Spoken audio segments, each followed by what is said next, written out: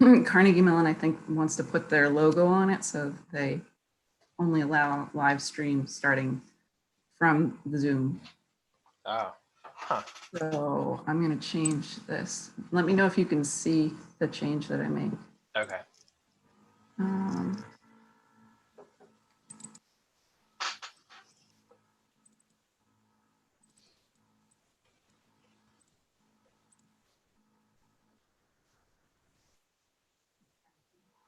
Carnegie Mellon, I think, wants to put their logo on it, so they only allow live stream starting from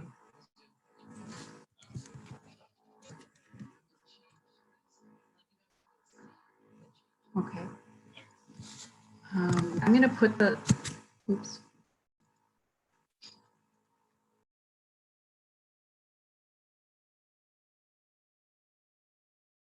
I'm going to put the link into the description on the YouTube, the one that we have, and if someone can check it to see if it works. Yeah, sure. As soon as I get the new link, let's see.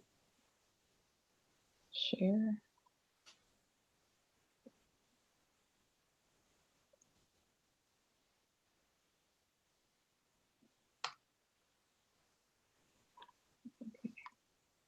All right, I saved it to our one.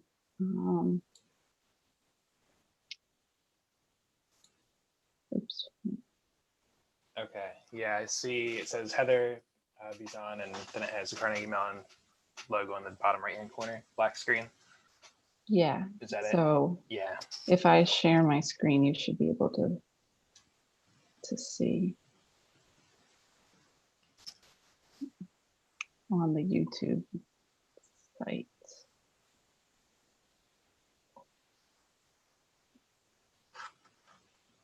Does it show up when now on the new YouTube link? Like, can you see the screen?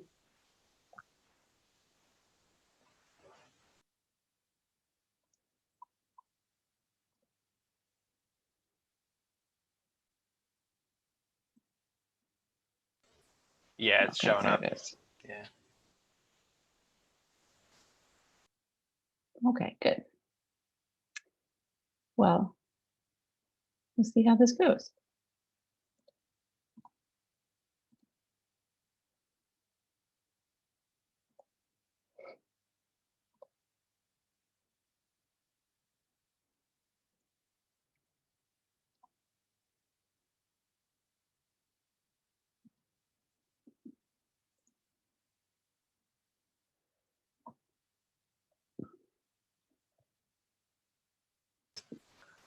Heather, I don't know what's happening, but for some reason I hear myself talking like a minute later than I actually say my words. I don't know if it's I think it's a delay on the live. I don't think it's perfectly okay, live. so I'm just hearing the live feed. Okay. Yesterday I did a test with Shang when we were having our meeting, and it seemed like there was like a 4-second delay or something. Okay.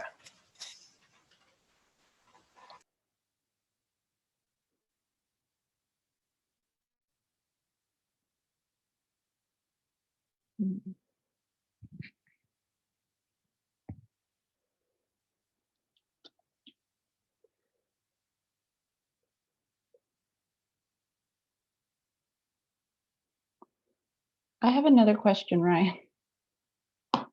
Yeah, sure. What's up? Do you use Instagram? Yeah, I have a personal one. I don't have a architectural one, you know. If you when you post to your news feed, because I had a thing to post for our event today, you can just, because I never use the news feed thing. If you can tag like the School of Architecture in a news feed. Mm-hmm. Is that true? I just haven't ever done it before. I think I've done it once, but I shared someone else's thing. I actually haven't done it either, but I'm sure you probably could. Okay. Yeah, I can look into that and see.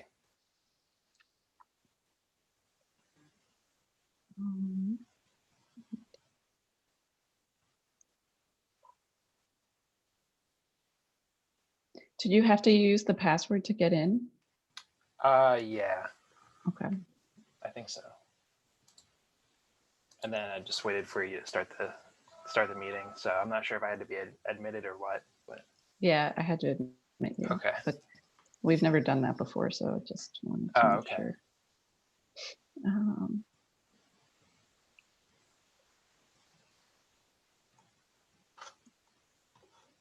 John Folan said he's going to come for your review.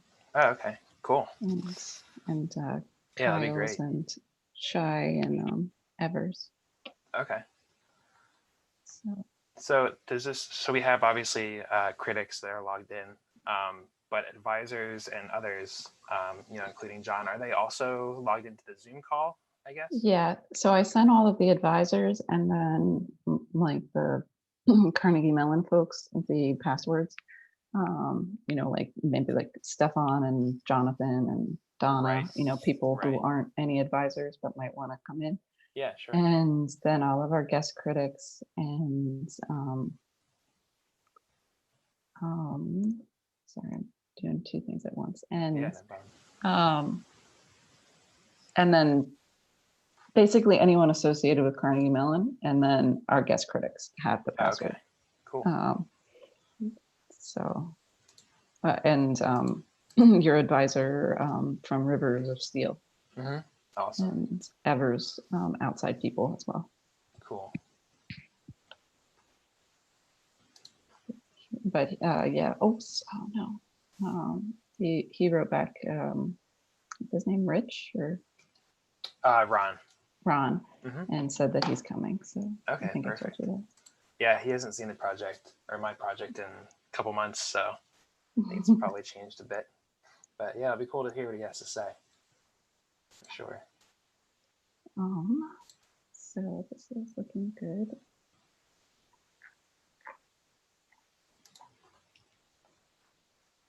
See if anyone else is needing to be admitted.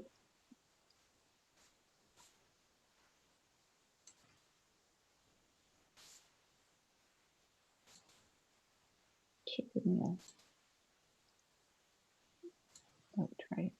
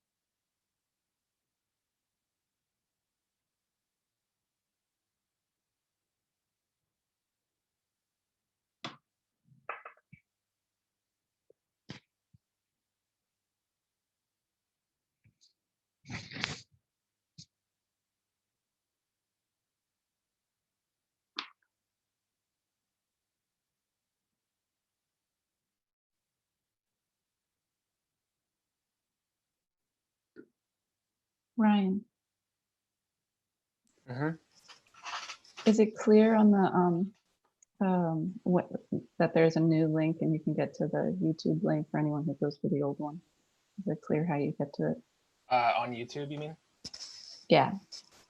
Let's see. I mean, right now, I don't see any written instructions anywhere. I don't see the link, actually. It's how do I put it in? It just says your name and then the category entertainment, and The chat. it seems like the drop down has gone away. Hmm. It was there though.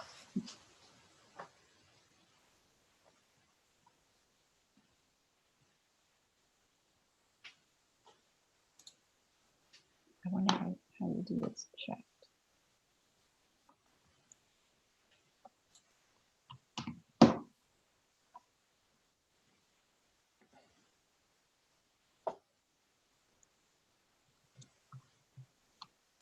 Can you see that?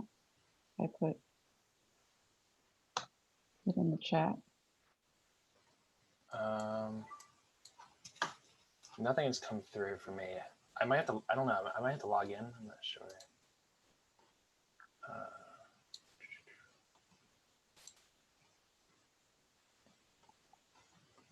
Okay, I'm logged in. I still don't see anything in the chat.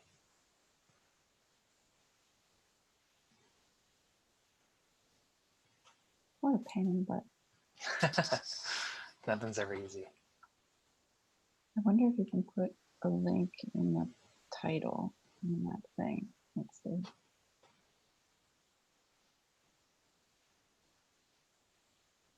It was there before. Did you change something? Mm-mm. Oh, okay. I think it must have been like it's getting close, so it just like took the description away or something. But maybe okay. not. Yeah, I don't know. I don't know. I've never done it before. I was on another screen and I looked back and it's gone. So. Mm.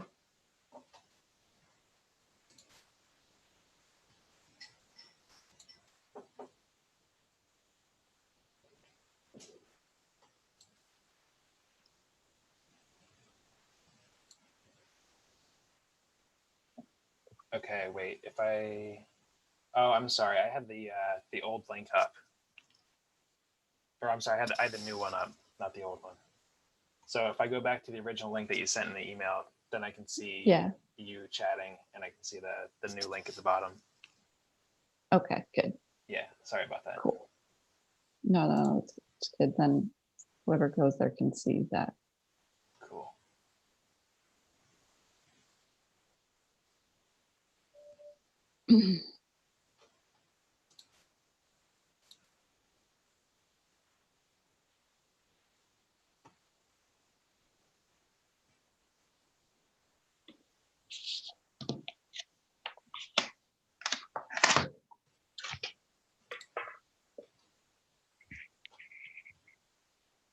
I'll be right back in case anyone. Okay.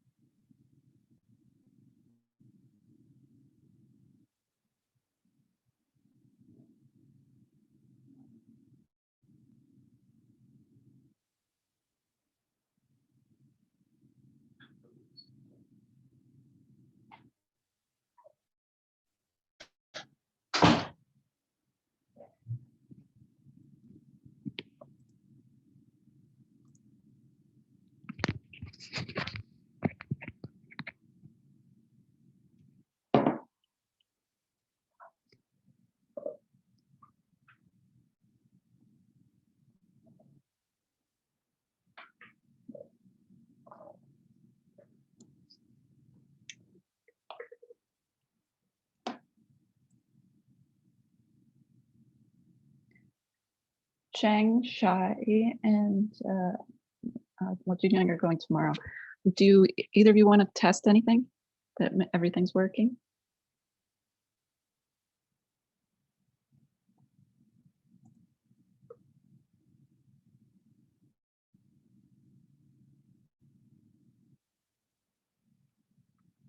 I don't know if you can you hear me? Yes. Hi, Heather. Can you hear me? Hi, Kyle. Did you want to test anything to make sure everything's working, or are you all set? Yeah, I would like to test. Okay. I was wondering, yeah, I have this video on YouTube, but I know your stream live, so I wasn't sure if there was going to be an issue with that. So I can also play it off my desktop if I need to. Well, why don't you try it? I mean, we have Yeah. 6 minutes and people are arriving, so just take over. Sure. Where's the share computer sound? The development of automated technologies has had an enormous impact on architecture, design, and the building industry. Yeah. You guys can hear that? All right. Word.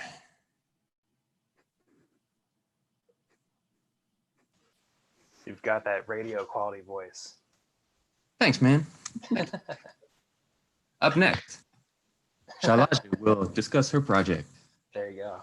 If I could hire you for tomorrow, that'd be perfect. Yeah, man, you got it. You got it. All right, I'm gonna stop sharing my screen now. How's everybody doing? Good. And so I've also wrote on the YouTube link. We had a new link.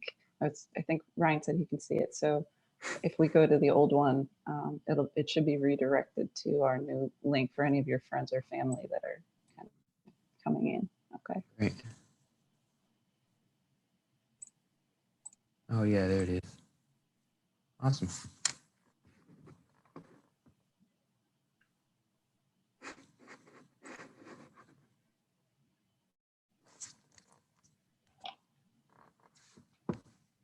So Heather, we're gonna present the 3 presentations and then have a discussion, or are we kind of going one by one?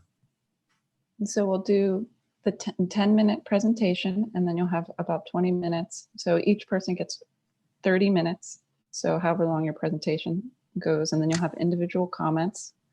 And then we'll go through the 3 groups or the 3 presentations in your session. And then we'll have a 20 to 30 minute kind of collective panel conversation about the 3 projects. Okay. Okay. Yeah. That's good. And then we'll move on to Jichen and Joao. All right, great. I'm gonna mute myself until we get going.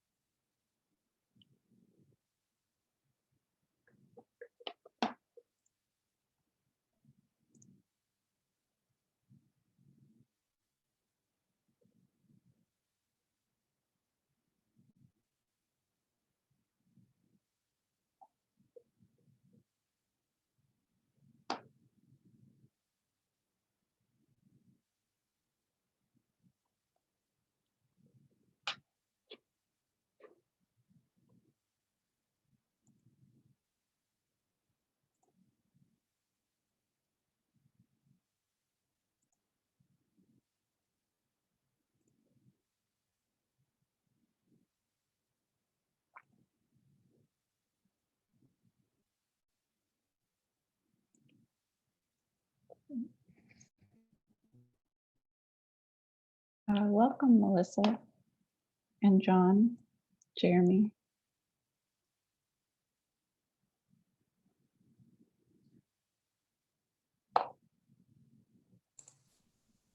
Hi, Heather. Hi, thanks for joining us. Oh, great. Thanks for the invitation.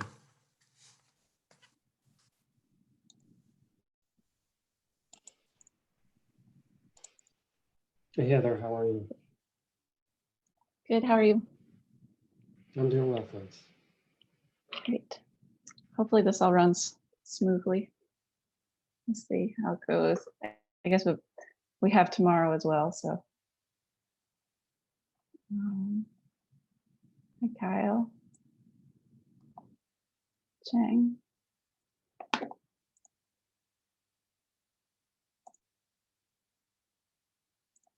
So I guess we'll give everyone a couple minutes to kind of get in. But I'm going to try to keep pretty good time just because we have, so we can get moving through all of the presentations.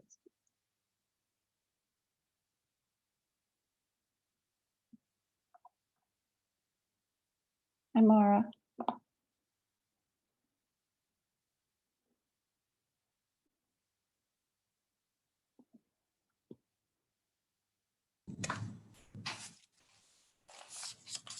Thanks for joining. Thank you. I should mute myself.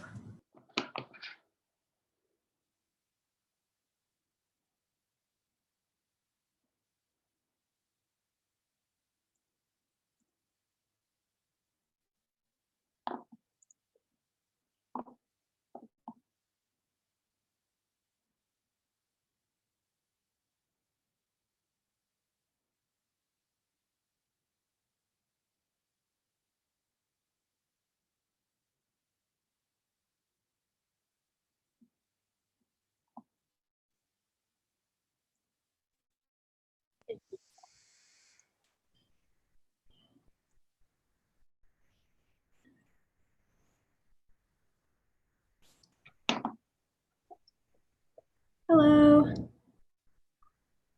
Hi, Melissa. Hi, everyone.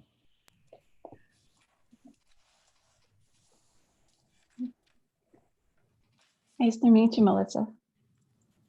Nice to meet you and to meet everybody.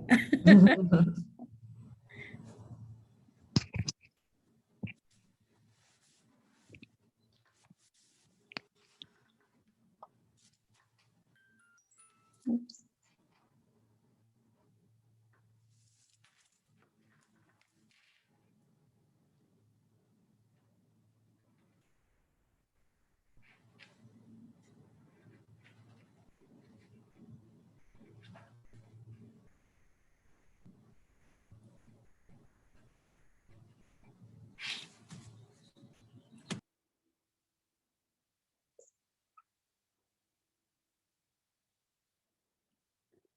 Hi, Frank and Hi, everyone. Michael. Yeah, hi. Hey, Frank. Hi I again. just feel like I just saw you. Thanks for joining us. I think just waiting on Alvin. Michelle Addington's going to be joining about 1:32. So Okay. get started in just a second. And At 1:32. Just kidding. This is very she said 1:30 our time.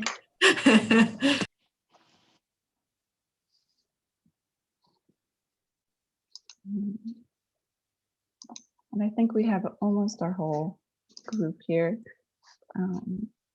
Josh and Jeremy are here. Joel.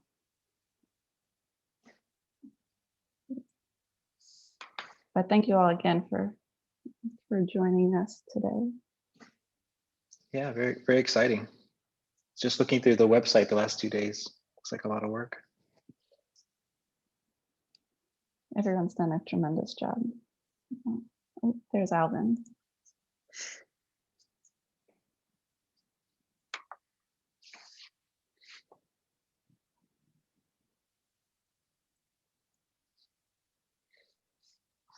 Hi, Alvin.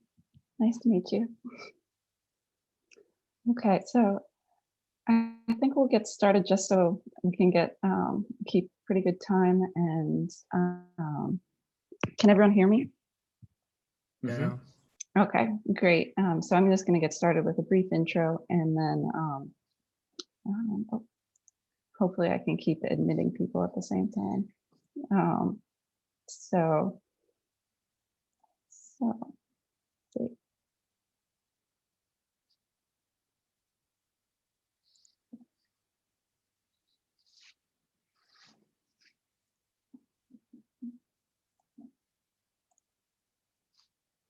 Can you all access the Miro board? All the critics through the link that was sent? Yeah, I was able to access it. Okay, great. So the students will refer back to that, but a lot of them have their own video presentations as well. So you can access any of their drawings during the presentations. And I've lost my Zoom. There we go.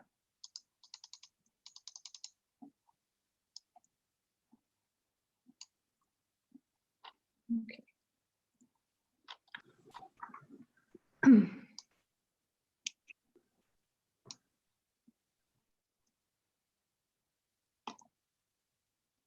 So welcome everyone.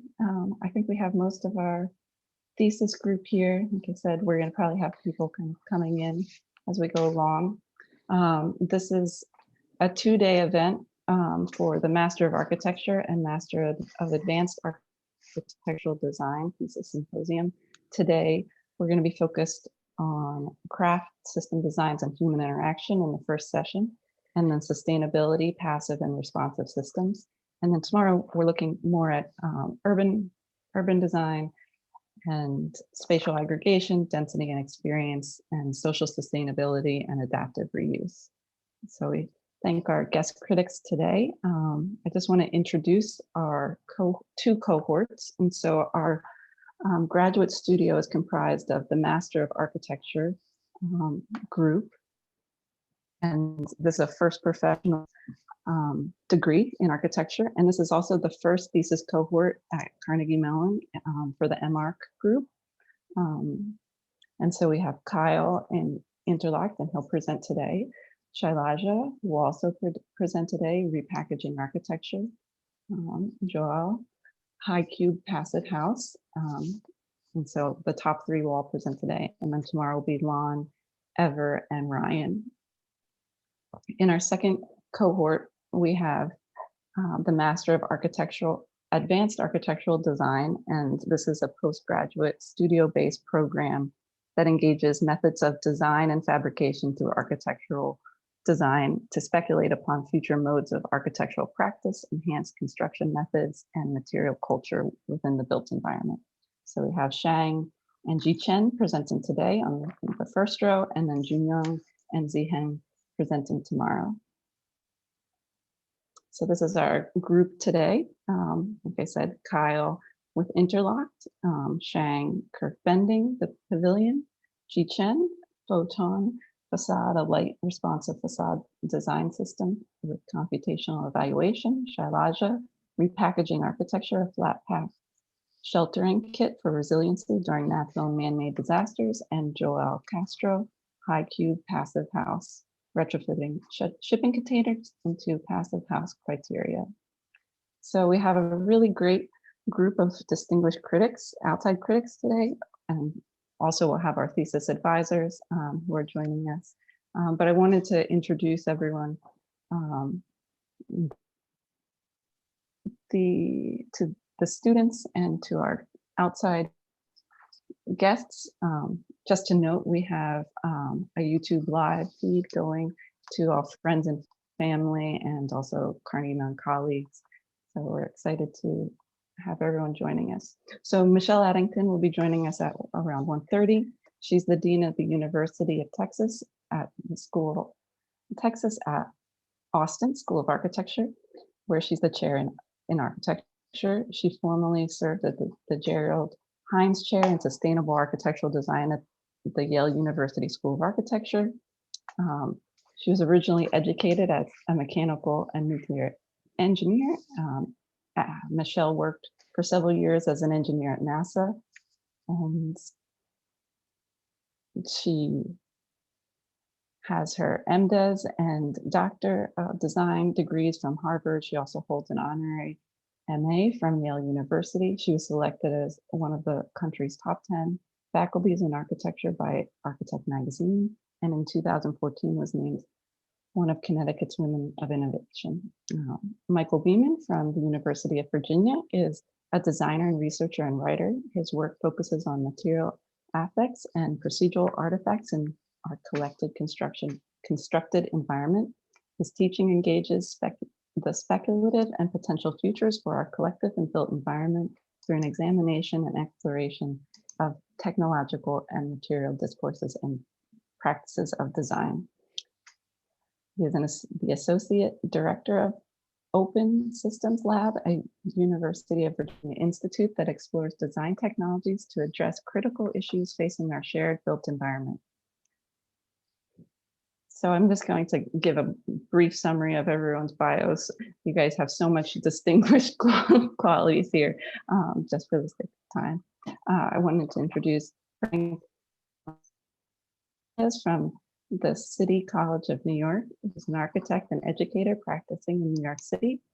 Frank is an assistant professor at the City College of New York and is the author of the book Drawing from the Model, Fundamentals of Digital Drawing, 3D Modeling, and Visual Programming in Architectural Design, and has published texts that focus on the role of responsive technologies in architectural design and educational pedagogies.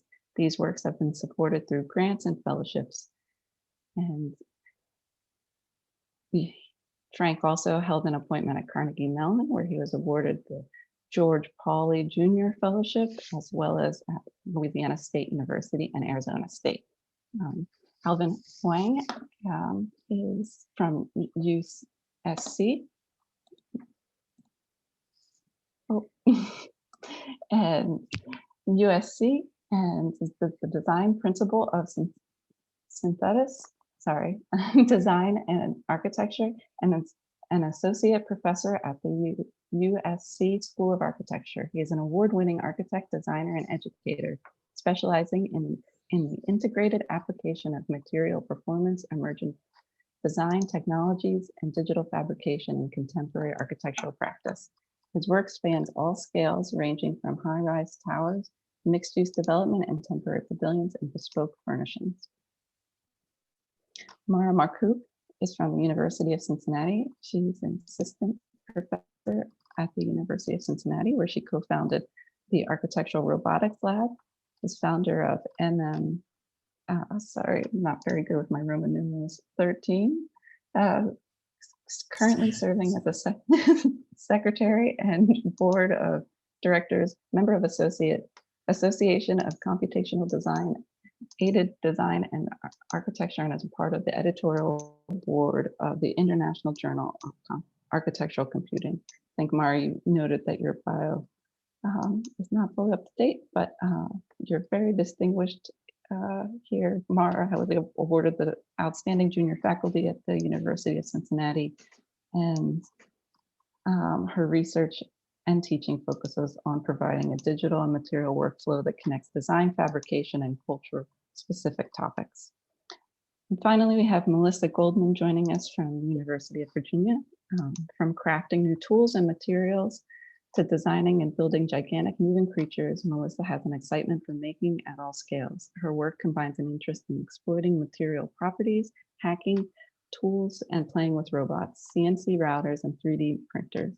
She teaches seminars on digital fabrication and design robotics. She joined UVA in 2011 and is in charge of Fab Lab, including Milton Airfield Hangar Facility, and mentors a group of TAs who teach a series of short courses open to all in the university. Thank you all for joining us. We also have with us John Folan, who was a professor at Carnegie Mellon and the head of, I'm sorry, kind of all over the place at the moment, at Arkansas. Is that correct, John? And Jeremy Sika, who's the chair of the MAAD group and a professor at Carnegie Mellon, and also Josh Bard, who is also a professor here at Carnegie Mellon, and both have been thesis coordinators for the cohorts. Oops, so I'm kind of.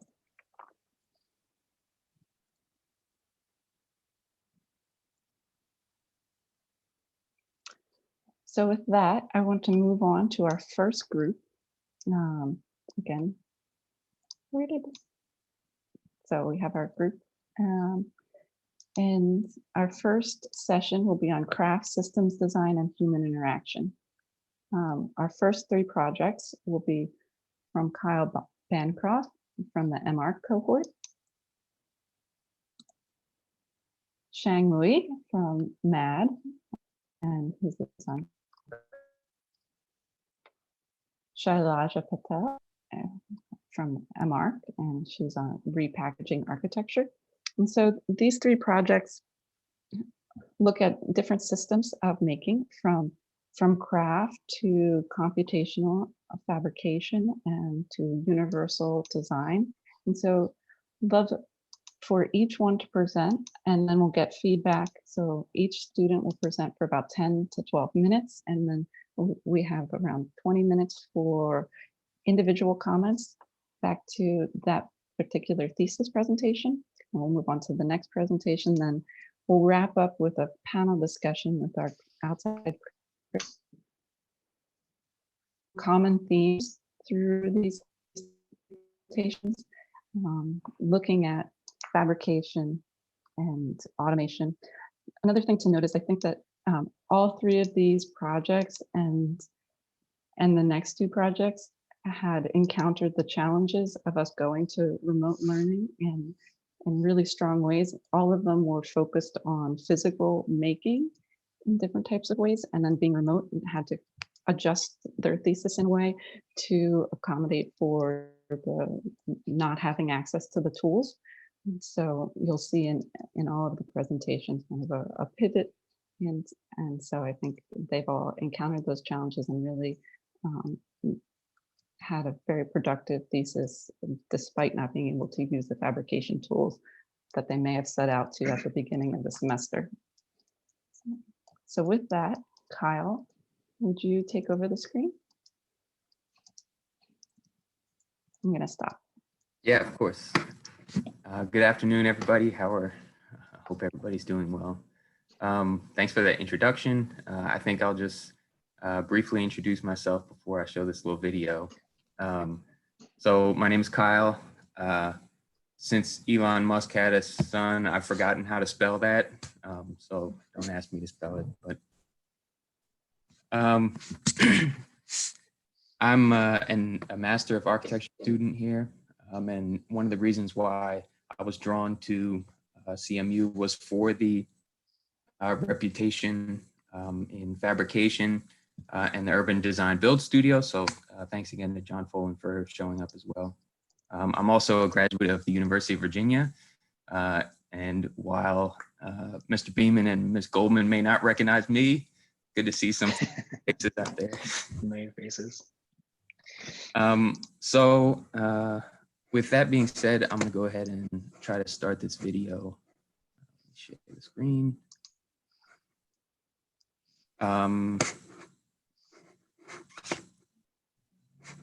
There we go. Can you guys see this? Yeah. Yes. I think, sorry, I need to go over here. Okay, I'm sharing this now. So before I start, just a quick note, you'll see there's page numbers down here in the corner. If you do have particular comments or something that refer to an image or whatever, you can refer to that number later on. But I'll just go ahead and get this started.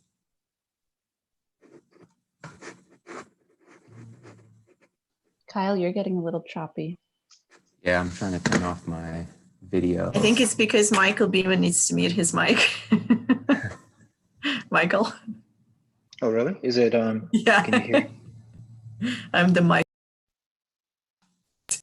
Okay, well, I'm muted and my video's off, so I'm gonna start.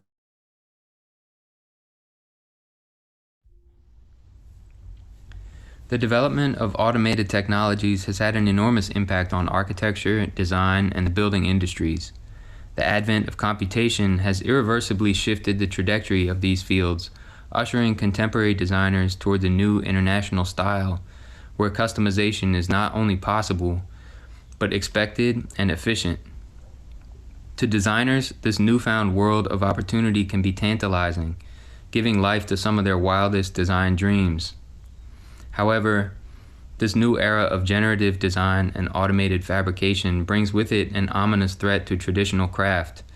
The reality is that architecture has always relied on the work of craftspeople. Architecture grows from craft traditions.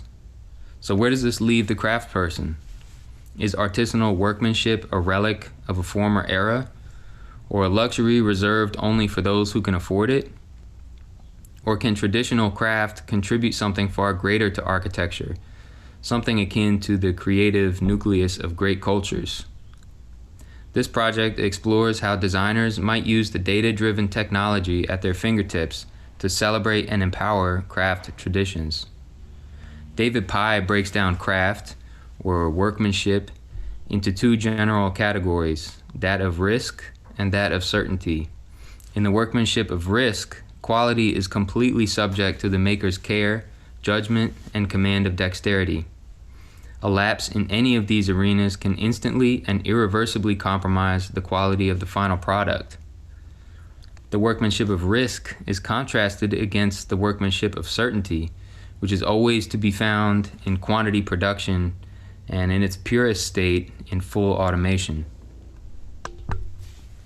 This project is exercised in collaboration with the Smithsonian Center for Folklife and Cultural Heritage, producer of the annual Smithsonian Folklife Festival, which explores how diverse domains of cultural knowledge shape the ways we understand, experience, and respond to ever-changing environments.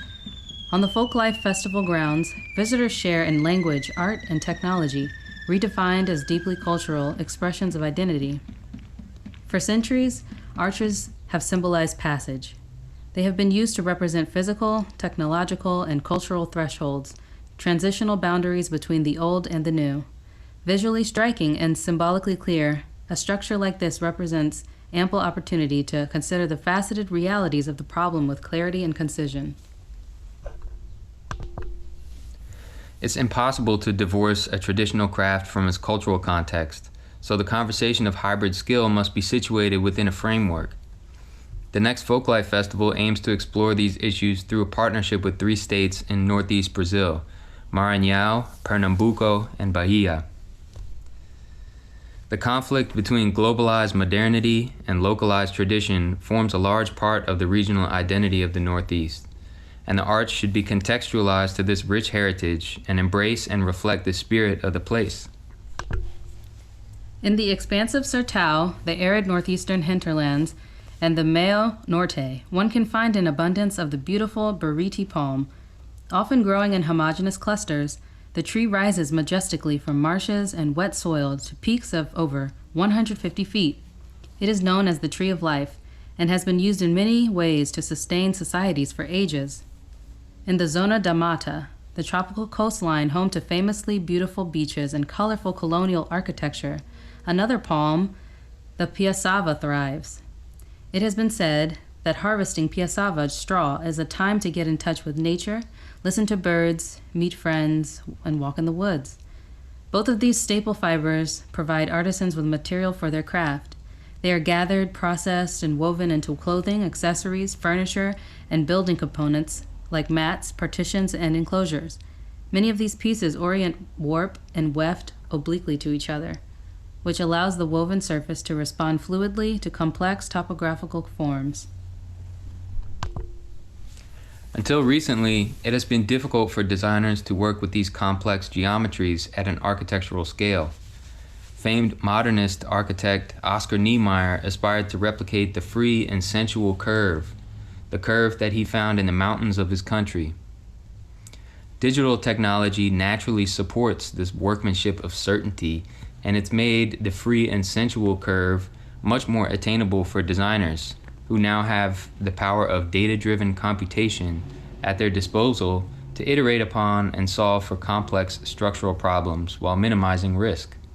However, the spline-supported form lacks vibrancy inherent to the workmanship of risk. Human craft possesses a degree of freedom that enables expression, discovery, and engagement. Early modeling exercises revealed the necessity for a formwork, without which the woven structure would stray too far from its intended shape. In these models, a jig, fitted with laser-cut indexing templates, served to control angular and axial rotation of the arch. Though the weaving techniques used in this study would change significantly, the model's use of registers to build a formwork would not. The current design uses digital platforms and automated fabrication technologies to develop and build those components which rely on certainty. The structure and scaffold, both made of prefabricated CNC machined components that can be assembled in advance to reduce installation time on site, which is typically very limited in the Folklife Festival production schedule. The design intends to unify advanced digital technology with haptic craft traditions. The overall form of the arch is generated parametrically. A polar array of rotating planes orchestrates the two intertwined chords of the arch, creating a structural ladder frame at the crossing. This array also establishes the segments for prefabrication. The surfaces are then split and peeled away to expose the arch's inner workings. Structural pieces are made of two primary components, the ladder frame and the S-curve registers. The ladder frame is made of CNC milled dimensional lumber, and the indexing S-curves are planar profiles either cut from sheet stock or rolled from extruded metal. The pieces fasten at three-way nodal joints with threaded connections. Hand weaving begins by lashing bamboo poles to the S-curve registers, which defines the directionality of the woven pattern. Positioning of the bamboo poles is guided by predetermined notches on the S-curves generated by the digital formwork. The wings of the weave can take shape, binding the structural elements with flowing textured surfaces. Between the bamboo spokes, weavers have a high degree of freedom in the patterning and sequencing of warp and weft, which gives the structure its aesthetic identity. Niemeyer's free and sensuous curves wind up and over the final arch, parting to reveal the internal structure in some moments and concealing it in others. Predictability has become very important in architecture, and it's fueled by generative design platforms that have become ubiquitous. However, this doesn't eliminate craft from the building industry. This project aims to demonstrate that integrated methods of making can elevate and empower artisans and yield more culturally sensitive architectural design. I've been fortunate to work on this project under the academic advice of Heather, Jeremy, and Kai, who have helped refine the theoretical underpinnings and shape the design exercise. I have to thank them and the Smithsonian Folklife Festival, Tyler, Anna, Sabrina, and others for their undying support, especially in the face of a global pandemic.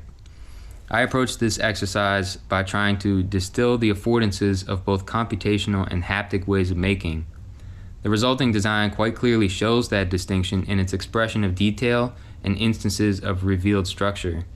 But are there other, maybe more productive or rewarding approaches to this problem?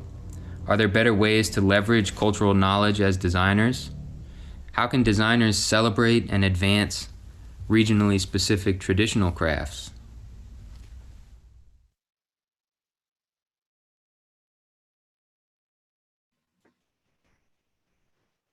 Okay, so I think that kind of summarizes the project as I, sorry, I'm trying to go over here. That kind of gives you an overview of the project. You know, one thing, as Heather mentioned, the kind of COVID situation or whatever has obviously made a lot of people rethink what they're doing or think about it in new and different ways. You know, I think that this project, initially, it was really looking forward to collaborating and working on a prototype, because they're, you know, working in this kind of hybrid skill, it's really difficult to, or it's difficult for me to kind of predict how things are going to behave and react. And I think this project would benefit a lot from that type of collaborative, prototyping exercise. And I think that it goes to speak volumes for facilities like Project RE in Pittsburgh and Tinkersmiths in Charlottesville, and these type of maker spaces and collaborative environments all over the place. So I think with that, I'm at like 12 minutes or so. So I'm gonna go ahead and stop talking. Kyle, I was wondering if you looked at all into different, I guess, weaving techniques. Speaking of craftsmanship and workmanship, I was wondering if you researched, like different patterns and different ways of making and different weaving techniques. And if you looked at, let's say, the kind of like morphologies and geometries that those would generate. Yeah, I think I began the semester kind of working physically and trying to explore some of those things. So the starting point for me was basketry, and that I think was referred to in some of the images that you saw earlier. I'm just trying to find them. So looking at different basketry, I did a couple different models with different patterning sequences and stuff like that. But ultimately, when that workflow kind of transitioned online, I had to sort of rethink the role of the actual weave itself. I think that, when you're working in, or, my understanding is that when you're working in this kind of, really culturally rich project, I don't want to say what a Brazilian weaver would be doing or whatever. So I tried to analyze some precedents, but I didn't go very far down the rabbit hole of different patterns. I guess where I was going with that, right? I was just wondering, again, of course, yeah, you cannot predict, let's say, or you cannot necessarily understand, all ways of weaving in every single culture. But I do wonder if, there could have been, let's say, some sort of, grouping of weaving techniques. And then I wonder how those would, in a sense, impact the morphology of the arch that you're proposing in terms of the ladder frame and the S, weaving and the nodal joints and all of that. So that's why I was asking, but yeah. Yeah, I mean, I guess it made me think about the S frame or the other pieces that you were talking about, that some of the parts are CNC'd out of lumber, some of them are cut or extruded out of metal. So there seems to be this kind of certainty part to it, like you were mentioning, but then the risk part with being the other woven material. And I guess I was just wondering a little bit more, or a bigger question about that, like how, for me, one thing that I've always been interested in, I'm very interested in this topic, and I think you've done a great job like presenting it, and the research is very interesting. I'm wondering about the risk part and how the woven part plays into that. And at what point does it just, is there room for the weaver of this to discover something new, or have some kind of risk happen in that process? Or at what point does it just become labor, right? And you're just kind of weaving and cladding this thing. And so I guess I'm just curious about that, this kind of, this balance between, the risk part and the dexterity of the craftsperson, and how that might result in maybe different configurations or different kind of unexpected results, basically.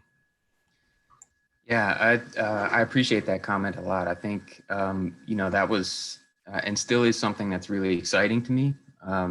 So both, in the kind of digital computational workflow, but also in basketry and hand weaving and other types of sculptural exercises, you know, you really have to, all of these exercises are form finding exercises, you know? And so the approach that I took is that, you know, you can sort of predict certain elements. So you can generate this form work that can create a scaffold sort of, but that doesn't ultimately, you know, the final project doesn't necessarily look exactly like that.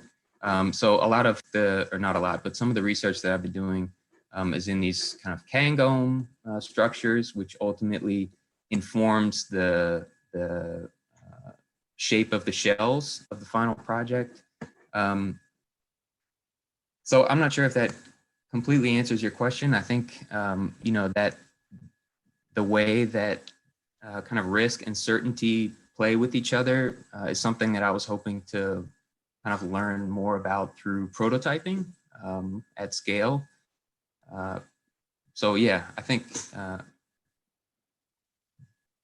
that's probably the best answer I have. Sorry.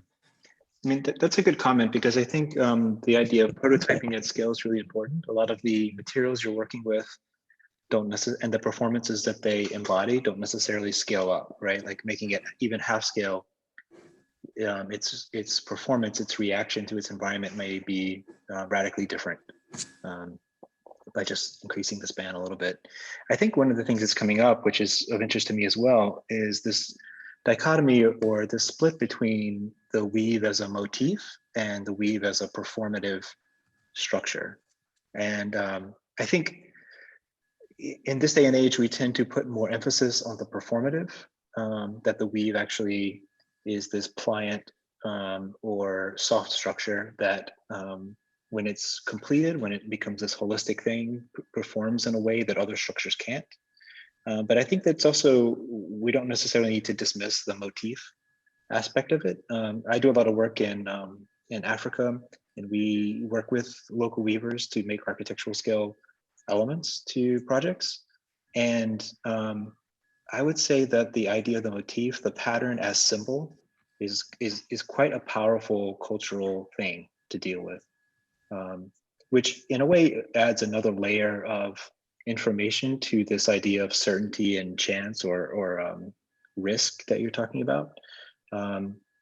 Because the motif has to have a certain stability to it in order for it to be read as symbol, whereas sometimes the structure is more malleable. At least in a lot of the places we work, that seems to be the case, which is opposite of how I was trained, right? So I think those are sort of interesting discussions to have about the project. The other thing I would say is that there is this idea of certainty is interesting in the sense that the structure that you've proposed right now is very frame dependent, as opposed to surface dependent or weave dependent, meaning like it seems that there is only a certain amount of variation in the form that the weave embodies, because the frame is such a powerful, structurally powerful element. And I would question that, whether that is valid or not in your way of thinking about the sort of centralness of the curve, like how, to the degree to which it can be predetermined, is that a valid aspect of weaving, or does it become something else when you do that? Most of the baskets that we look at, the sort of those as precedents, don't really, a lot of baskets and larger scale things of that nature don't really depend on frames, or if they do, it is something like a loom or some other device that allows the pattern to begin, but doesn't actually dictate the final form. So I like the Alice Martin examples that you showed, because those are not frame dependent structures, which I think would be a good next step for this project, is to sort of see how much you can embed in the weaving pattern itself, and how much you can, how much of the initial frame you can sort of start to remove. In that way, you sort of increase the amount of risk involved, right? Yeah, you have this really beautiful prototype that you showed. So thank you, Kyle. And one, of course, we remember you. Two, in the very first prototype you were doing, when you said, I found that I needed some sort of jig, I think that was like a critical moment, because it's getting to the question that Michael's bringing up of, does the weave and does the arch give you the full design? And actually, I think some of this might be the tools. I mean, you're talking about tools this entire time. You're talking about process. And I think actually in this, one of the things that is generating a lot of that form and a lot of your process is that jig, is the registration marks. And so I wonder if part of this and part of the discussion of what is craft actually brings in some of this question about what are the sets of tools that you are making for yourself in order to go not only to the model scale, but full scale. And so you were, I had this question written down of how are you going to make this full scale? What tools are you going to use for yourself in order to build this arch full scale? And does that set of tools actually bring in the risk that you're looking for? I'm someone, having worked with a lot of CNC equipment, I'm always very skeptical of kind of the blanket term that digital fabrication is destroying a sense of craft, because I think there is a set of craft to be had from that. There's a culture to be had from that. And I think you're seeing the same way of the richness of culture in manual fabrication and tools and materials. You're seeing that kind of manifest all over the world in different cultural contexts. And so rather than say that there's no risk in like a digital workflow, what are the places that risk can be injected? Where are those? Where in your jigs or your registration marks or in your play with these tools? How does that bring in the hybrid skill? And so I guess I would love to hear more about the kinds of jigs that you would have liked to have made full scale, because you had those S curves, which are great. And I was just wondering, what are the other jigs or prefab environments that you're setting up for yourself, which is all part of this craft, that you can start to play with as part of this cultural context? So in the same way that, and I hope this kind of explains a little bit of what I was thinking, in the same way that, like you're saying, this jig is, essentially setting the bounds, the top and the bottom for this structure. I was imagining something very similar, where if you look at some of, let's see, maybe this one. Yeah, so if you look at this, for example, the components that are prefabricated, those registers, the S curves, and the ladder frame, they fit together, but there's no way that you as a person could just slap those things together and it would stand up, that would like fall over almost immediately. So the idea is definitely that there would be some type of formwork that would, establish those perimeters, whether it's through, the use of robotics or something to hold pieces in certain places, like the ETH does commonly in other programs. So that was the beginning of, some of the early ideas. At the same time, I was designing this for the Folklife Festival, and they have limited resources in that realm, So it kind of forced me to reinterpret the ideas in a different way, where plotting out a template on paper is, I would still call that workmanship of certainty, even though it's not using a large, robotic arm or some of the other kind of fancy stuff. But that being said, I didn't really this is still a work in progress, and I haven't, resolved some of those issues of how it would actually be made in terms of the kind of structural performance, the logistics, the cost, things like that. So it's still kind of in the conceptual phase. But Kyle, so moving on, and that's why I think we started talking about weaving as well, right? I know this has been a dramatic transition, from being in the studio to actually, going remote, right?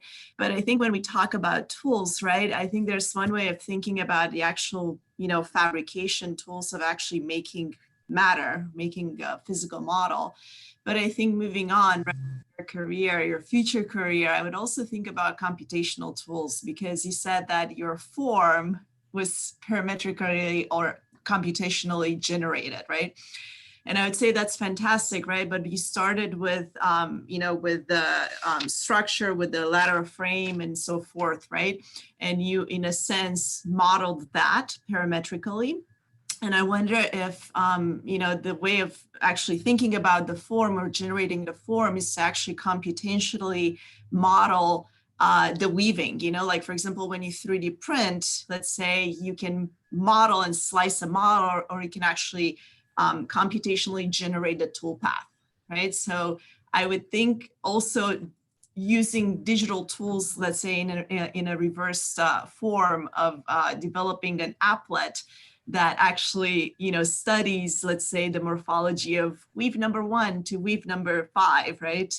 And then weaving digitally, and again, like, there is a way of actually introducing risk computationally as well in a certain way, right? And so then you would generate these surfaces that maybe are self-supported depending on the type of weave or the type of crease, let's say. And then, of course, yes, you would have to make them to see what it gives you, right? Because in a sense, just making something digitally, right, it's you would still have to test. But I would say that that's something that is worthwhile investing some time in your future career, because obviously it's not something that you would maybe do over the weekend, or maybe you would, I don't know. So I think the combination of Mara's last comments and Melissa's last comments are a really ripe moment for you to kind of reconsider what you mean as craft, because I think what Melissa's hinting at is the fact that craft, I think it's a very big misnomer that there's like that digital fabrication is actually the erasure of craft. It's actually the extension of craft, or the evolution of such. Like, anybody who's ever 3D printed anything or laser cut anything or CNC milled anything knows that you don't just hit print, right? Like there's actually a lot of embedded information, a lot of embedded knowledge, the same way that a woodworker has when they're cutting. You don't just walk up and slam the saw on it. Like, you actually have to, know what you're doing, think about what you're doing. You understand the grain of the wood, you understand the direction, how the direction changes the way you work with the wood. And I would say, so I've written a lot about this topic. There's an article I wrote recently called Technology, Technique, Techne. And I talk a lot about how the evolution of tool to technique to techne. And techne is a term that comes from Aristotle, which is, he wrote about it in a book called The Nicomachean Ethics. And he talks about techne in ancient Greek. It actually is the term for craft, but craft not in the way we understand it today. Aristotle talks about the techne of doctors, or the techne of carpenters, or the techne of anybody who has a way of working that is informed by a high level of expertise and a high level of embedded knowledge that infects the way that they think, right? And so that's what he identifies as craft, right? So craft is actually acting on or thinking about something through this embedded knowledge of either, whether it's embedded knowledge of how to work with clay, or how to weave, or how to, sand a block of wood. There's a sort of intuition or a sensibility that's established that allows one to begin to think with those processes and execute them. And I think what Mara is talking about is from a computational aspect, how those tools are in tandem with the physical realm, rather than previously there was a kind of split between the digital and the analog. And I think far too often now we have a moment where students and architects tend to design in one realm and then decide which way they're going to make it, right? And then you're reverse engineering all of these things and saying, okay, how do I execute this thing I designed, and choosing from a plethora of options, which then actually alter the way it's been designed. And I think what you're identifying here is that if you start with the way it's designed, or start with the way it's manufactured, and then you design for that, then that's actually what craft is, right? So craft is actually identifying how you work with a particular material to design for it, or a particular way of working. And so I think as a project, I can't help but not separate this one from the larger conversation, because I think the larger conversation surrounding this project is actually far more interesting than the project itself, because it's a really, really fascinating conversation. Not to say that the project isn't, but I do think that the, like, let's say, success of what you're talking about here is at the meta scale, rather than you know, thinking about the kind of literal S-curve and the weave and all of these things. It's actually like which is important, because that's what a thesis project is, right? It's this larger discourse about what you're actually doing and what you're thinking about, and how it connects to a larger conversation. And so I think when you think about that larger conversation in respect to your project, you want to really think about how technology is informing a new type of craft, and it's not at all like you used the term ominous, I think, at one point when you talked about this ominous threat, and I was sitting here thinking, like, this sounds like an NRA commercial, you know, like there was, like, you know, like they're coming for our guns, they're coming for, you know, like, but this is, like, in no way, shape, or form is digital fabrication like taking away basket weavers, right? Like, there is, you know, just the same way mass production did not take away basket weavers, right? But it does change, and maybe can augment the way we work with basket weaving, or the way that we can alter the way that basket weavers can participate. So actually, one way I had thought you were going to go was a more kind of open source territory of the project, of thinking about this as something that was more like, okay, how do we provide instructions or opportunities for those that are in the kind of field of artisanal craft to actually inject their artisanal craft with some sort of, you know, digital platform, whether it's something that they could take hold of themselves. Like, I don't know if you've seen the recent projects by Ron Ryle and Virginia Sanfratello doing these kind of clay mud 3D printed homes, where they're teaching people in at the borders to like basically work with the same material they've historically always been working with, but work with it in a very different way. But I think there's a lot, like the cultural ramifications and social ramifications of your project, I think are the biggest opportunity for you to continue this as a line of thought. I think that's a great place. Perhaps just to piggyback. Oh, Jeremy. Quickly on some of the comments of Alvin and others. I'm intrigued by some of the larger questions that your project raises related to the protocols of how we might understand practice. And there's, I think, some uneasy questions related in part to control, related perhaps to scale. So if we generally understand that kind of traditional practice, at least, is probably predicated upon reducing risk as much as possible, right? Kind of managing risk. In the end, there's tremendous capital associated with constructing anything. And part of the desire, arguably, to reduce risk is to minimize the chances of there being unexpected overruns, time, money, whatever they may be. And I appreciate how your project starts to kind of raise broader questions of how much control are you willing to give up as a designer, right? Where do you choose to place your agency as a designer? I think are really important questions today. I also think that the issue of scale is equally fascinating. On one hand, I appreciate that you've elected to kind of operate at the scale that you're proposing, but admittedly, architecture is somewhat contingent upon manufacturing, right? Like the ability to implement things at building scale kind of necessitate a different way of making. It doesn't exclude the ability to kind of engage craft, but perhaps how we might understand what craft is, what the kind of practices of craft are, become a different thing. And there are lots of interesting examples culturally of how this might play itself out across the globe. But I'm as interested in these broader questions that your project raises as I am in the actual kind of technicalities of what you're proposing as a system. So my hope is that independent of the arch, independent of the weaving, those kind of issues related to control, to scale, to kind of agency can translate across project types, across kind of ways of practicing.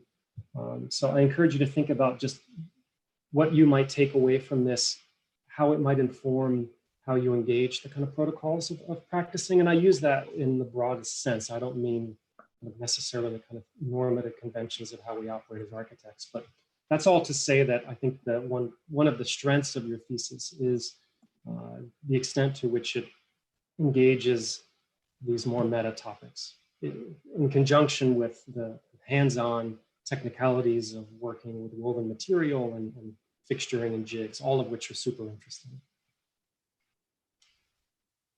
Thank you guys, appreciate it. Great, thank you, Kyle.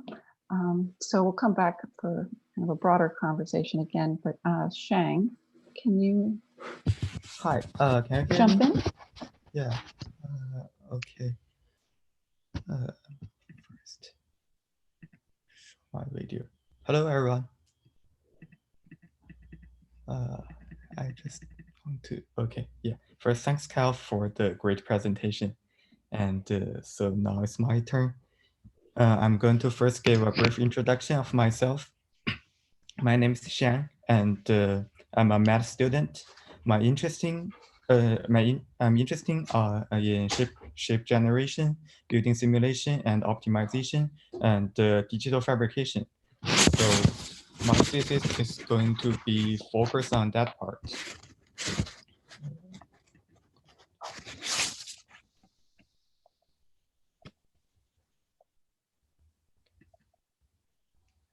Oops.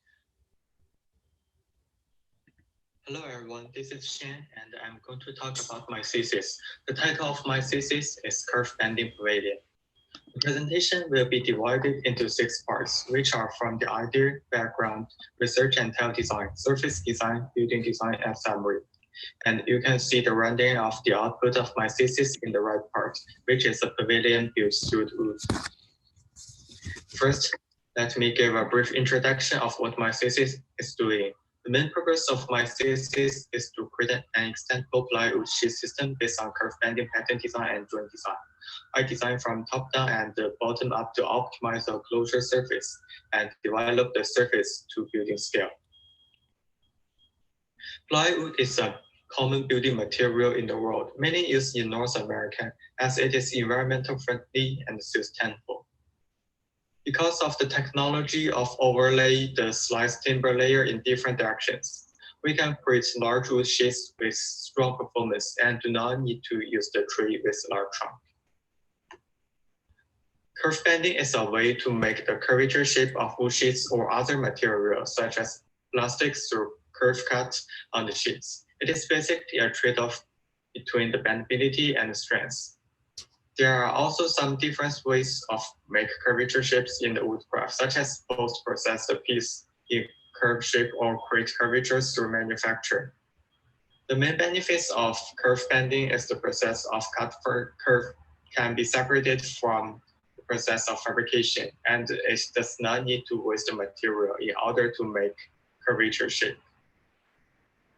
This is the research I participated in my first year of master. As you can see, there is an angle between 2 pieces. And in order to connect them, we use curve bending to make a bendable piece. It works great.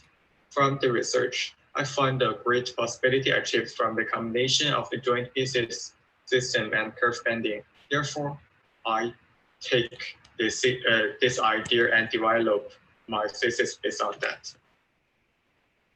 People always use curve bending to make wood to be a soft material, which is widely used in product design and furniture design, such as chair, lamp, box back, and even new kind of material. Also, some of architects also use it as a way of building. There are 6 different pavilions using this kind of method, and the last one is my project. The top 3 pavilions use it as a way of connection and make curve shape on the long wood pieces. The bottom 2 use it as an entire curvature surface, and there's no joint connection between different pieces.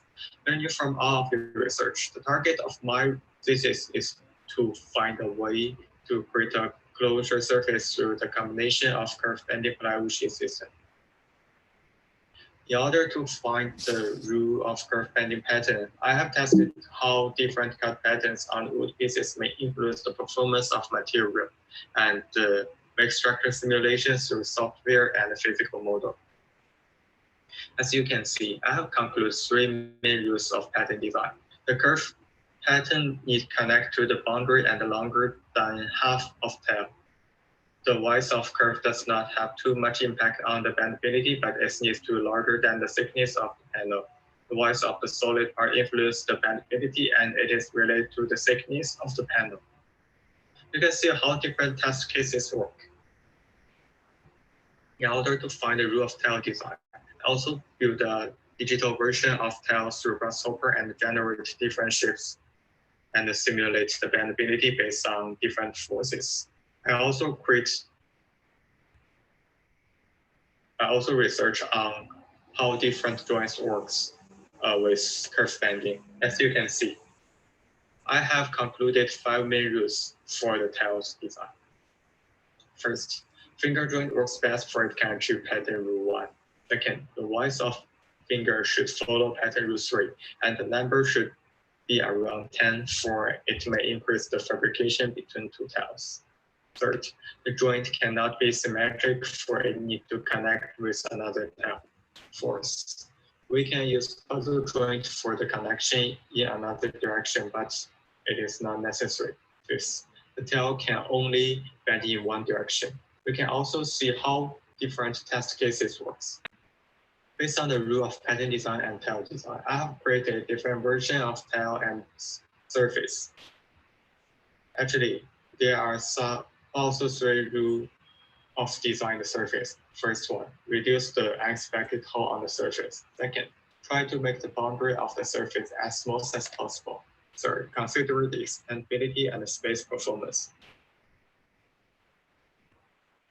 As you can see, different versions may obey different level of surface design rule. The first one has a large hole on the surface and the boundary.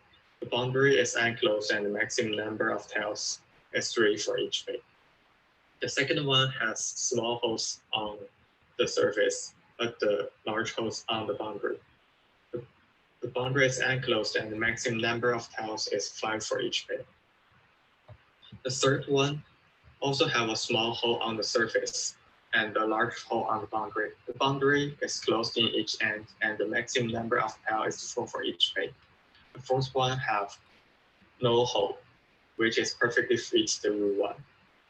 The boundary is closed, which fits the rule 2, and the maximum number of tails is 5 for each face. The first one looks great. However, I would say that it is not large enough and the shape look not interesting. Therefore, I developed another version, version 5. It does not have hole on the surface, but small holes on the boundary. The boundary is almost closed and the maximum pieces of each face is 11, which is great possibility for scaling up. This kind of style can also be applied to other product design, which may create different geometry and 2D pattern through different combinations. Based on the last version of tail, I also made a 1/4 scale model and it works well in the bendability part. When it comes to building design, there are also some problems need to be considered, such as the structure, connection, and program. I refer to several amazing buildings and then create the design language of myself, which is to create a pavilion that use curve bending as a roof structure and combine with another structure to make the whole system stable. This system should be easy to fabricate, install, transport, and extend. It also needs to fit in different environments. Here is the outcome of my building, which is 25 feet wide and 64 feet long. I also choose to use the maximum size of the plywood sheets that can be fabricated by the CNC machine, which is 4 feet by 8 feet. You can see how the building looks like from the front and the top. There is also a detailed drawing to show how the bay looks like.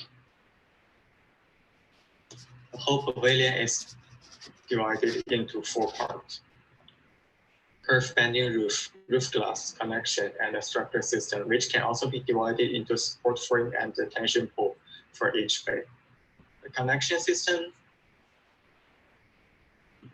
used an I-shaped joint to combine other components through inserting the boundary into the interface.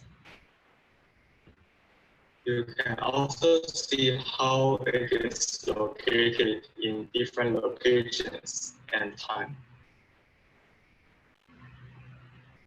Another thing to highlight for this pavilion is can be recombined in order to fulfill the different space requirements and functionality. We can make a medium space one, which is higher in the middle, or a large space one, which is evenly distributed, or a small space one, which is higher in the end.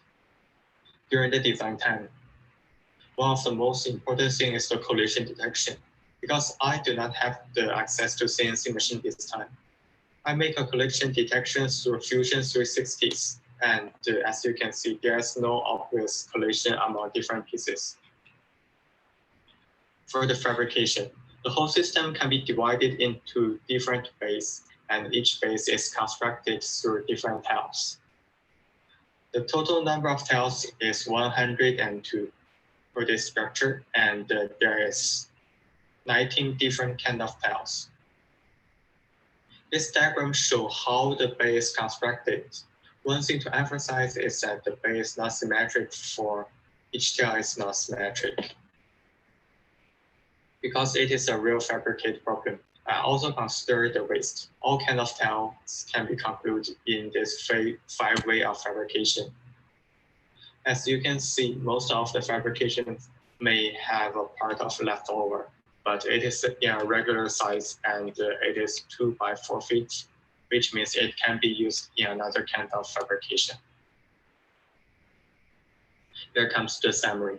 I would say the whole thesis is following the pipeline from the tile design, surface design, and building design. And it is an experimental attempt for the combination of physical simulation and digital simulation. However, there are still some parts need to be improved.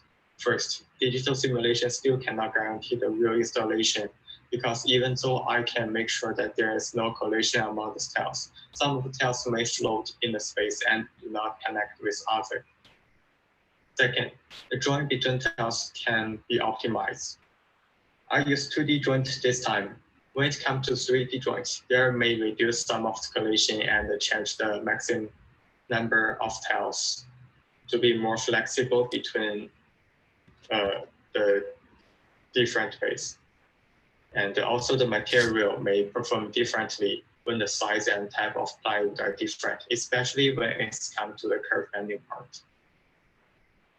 This time, due to the COVID-19, the last part of my thesis can only be achieved through digital simulation. However, in the real practice, I find it's really hard to simulate the joints and the bending. Even though I have made almost all of the simulation, I do not think it is enough until there is a real scaled physical model to show all of details works well. Also, another problem may arise during real fabrication part. So the real model is really important to my thesis, and I'm going to develop that part maybe after this special time. And thank you so much.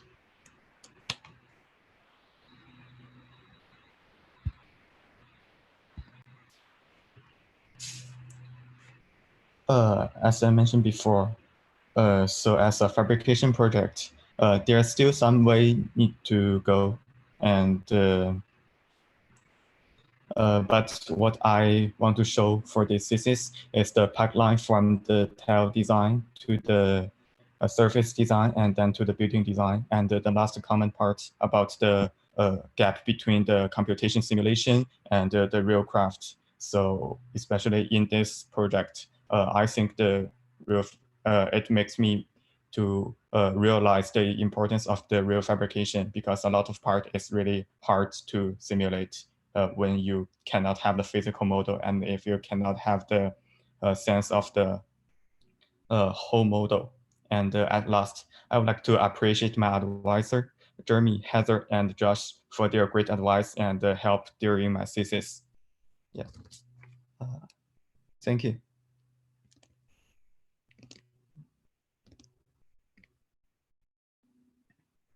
Shane, thank you very much for a beautiful presentation. And I'm really excited that you were able to get on the router to do that larger piece.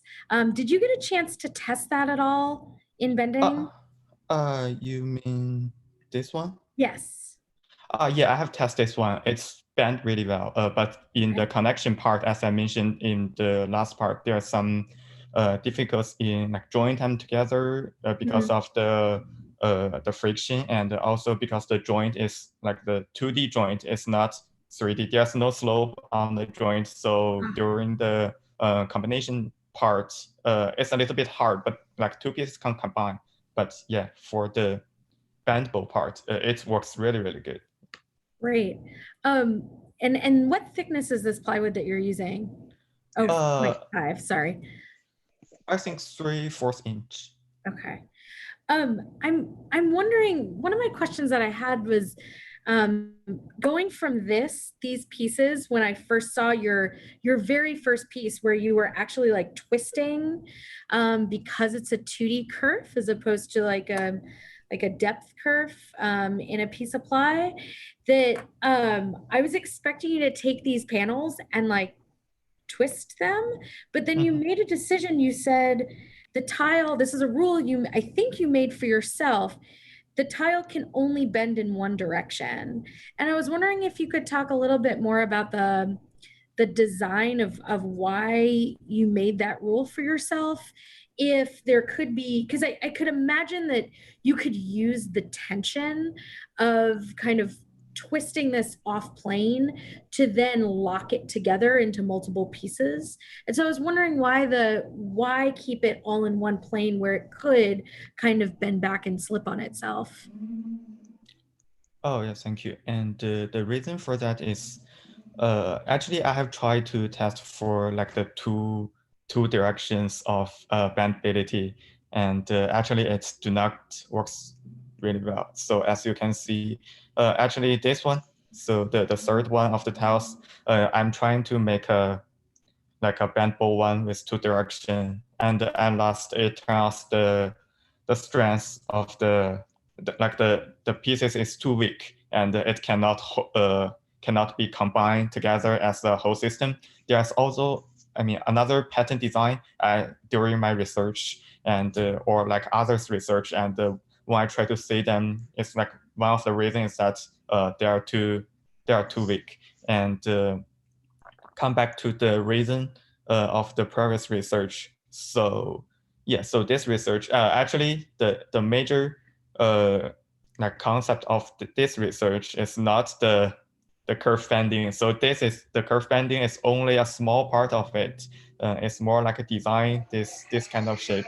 But it's like during the research, I find it really interesting for the curve bending part, and so I take this from here. And also other things to mention is that I think this is also like a 1D version, 1D like bending, or I mean torsion, because so like as you can see, the direction of the pattern is also like linear, so it can be twisted in this way, or it can be bended in this way, but it's also in a linear line. Yeah, so that's the reason. Yeah, I really love all of your tests that you did to try to get it to figure out how to bend. And I wonder if in the what I was when you got to your final piece and you had all those glass panels that kind of more traditionally relate to each other, I was really hoping that some of the patterns that you started to find in your smaller pieces, and again, this is always like, if you had a CNC router in front of you that you could probably do this. I mean, you might be able to do it with some sort of cardboard piece or like thick chip for like a medium sized panel. But if you were to start to combine some of those patterns so that you were starting to see as you were bending fully, what would spring back on itself and create kind of a joint, so that instead of introducing glass panels, you could actually introduce cuts in the panel that would create those apertures, but would also allow you to be a joint that then kind of connects the whole structure together, so that you're getting kind of a shell that is more dense with kind of how the ply is related to each other with smaller cuts, and then ones where it's really opening up but locking together in those larger panels. Yeah, thank you. Yeah. Like a zip joint, right, Melissa? Or either a zip joint, or if it even is still like that two-dimensional, like 2D curve, that instead of it being a zigzag, you were starting to test out kind of little squares that were not going to give you the torsion you were looking for because they didn't go all the way to the edge, but that those might open up into something that then becomes a joint that something slips through or kind of twists and locks into.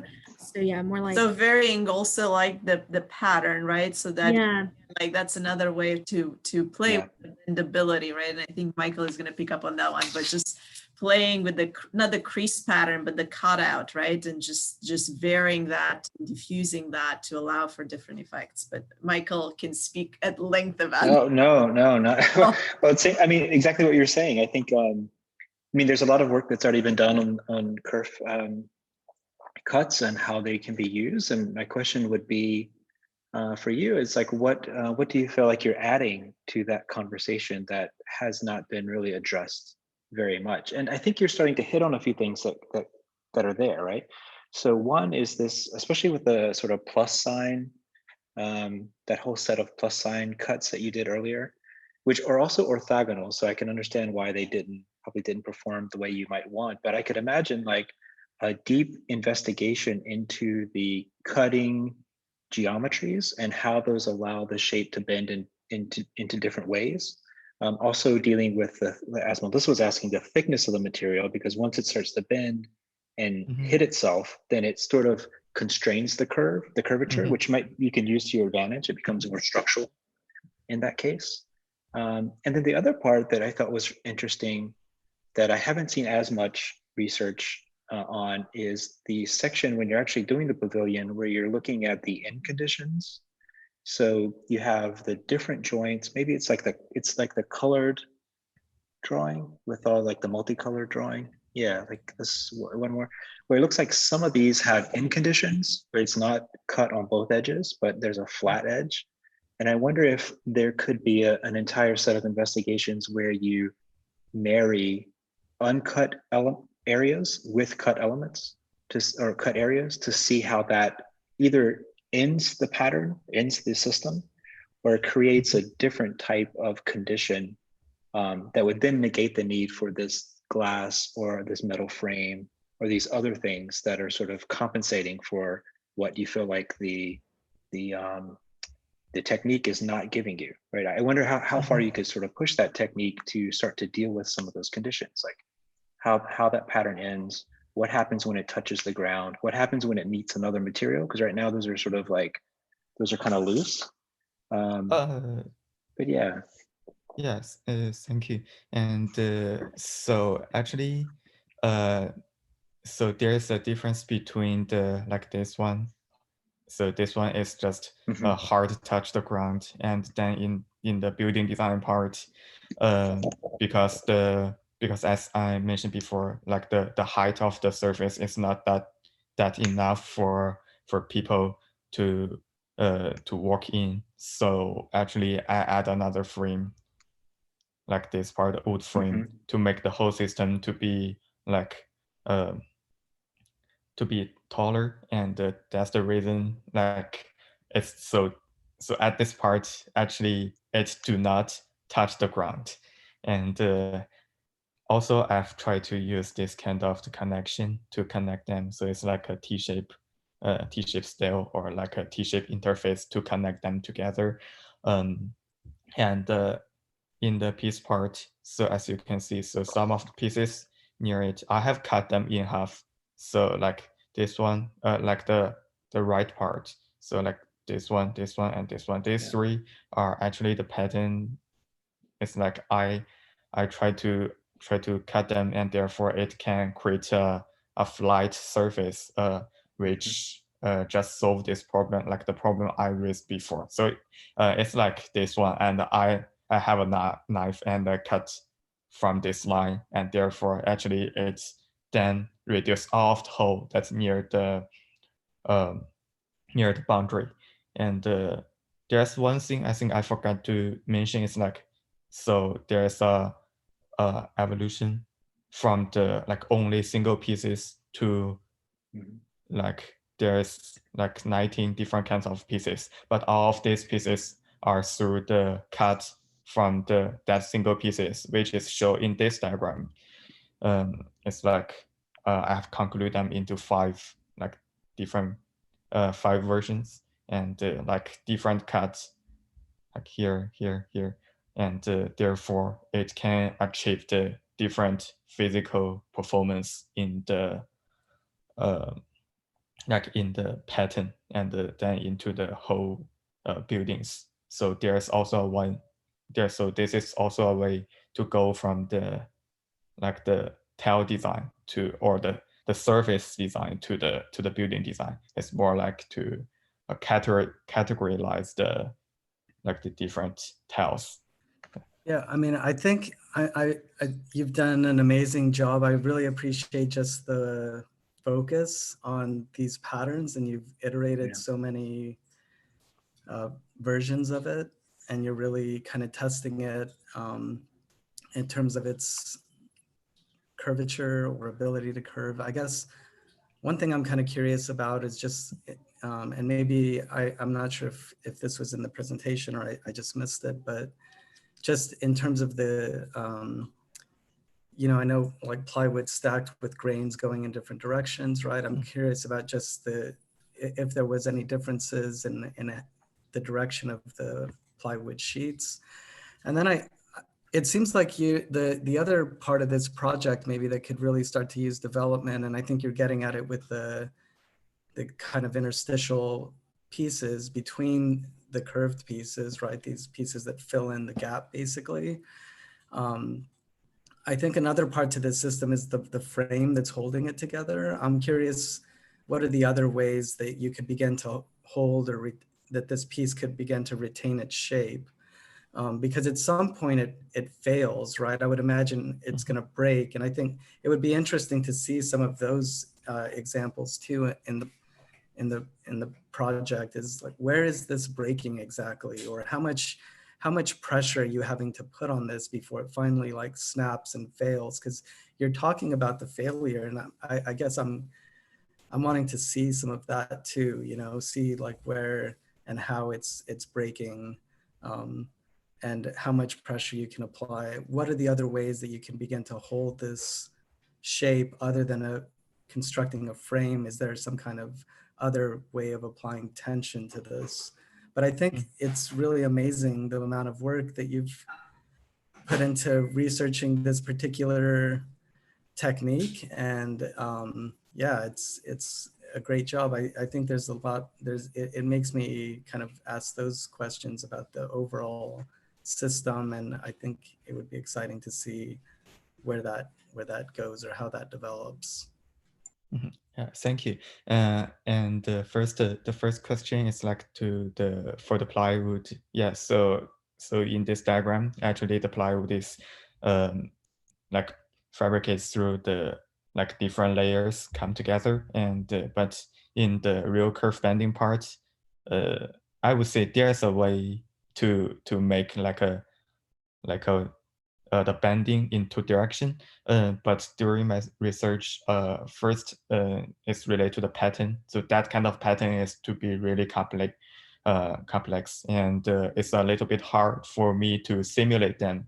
And also like the performance of the fabrication is like the performance of the tail is not that kind of good.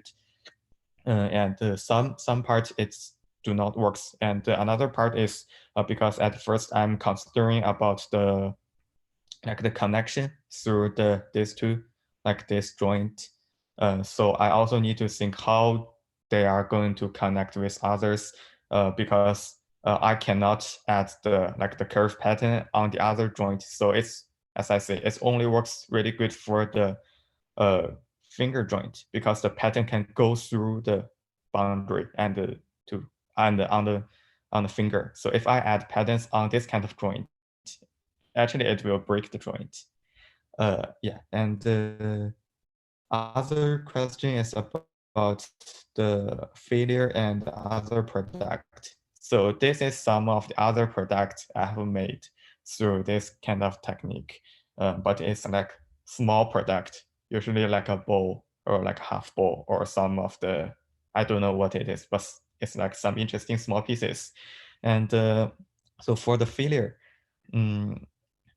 because the last part of the like the design change all of the fabrication to the like the digital version. So actually some of the simulation cannot simulate the failure, but I do think there's going to be the failure for that.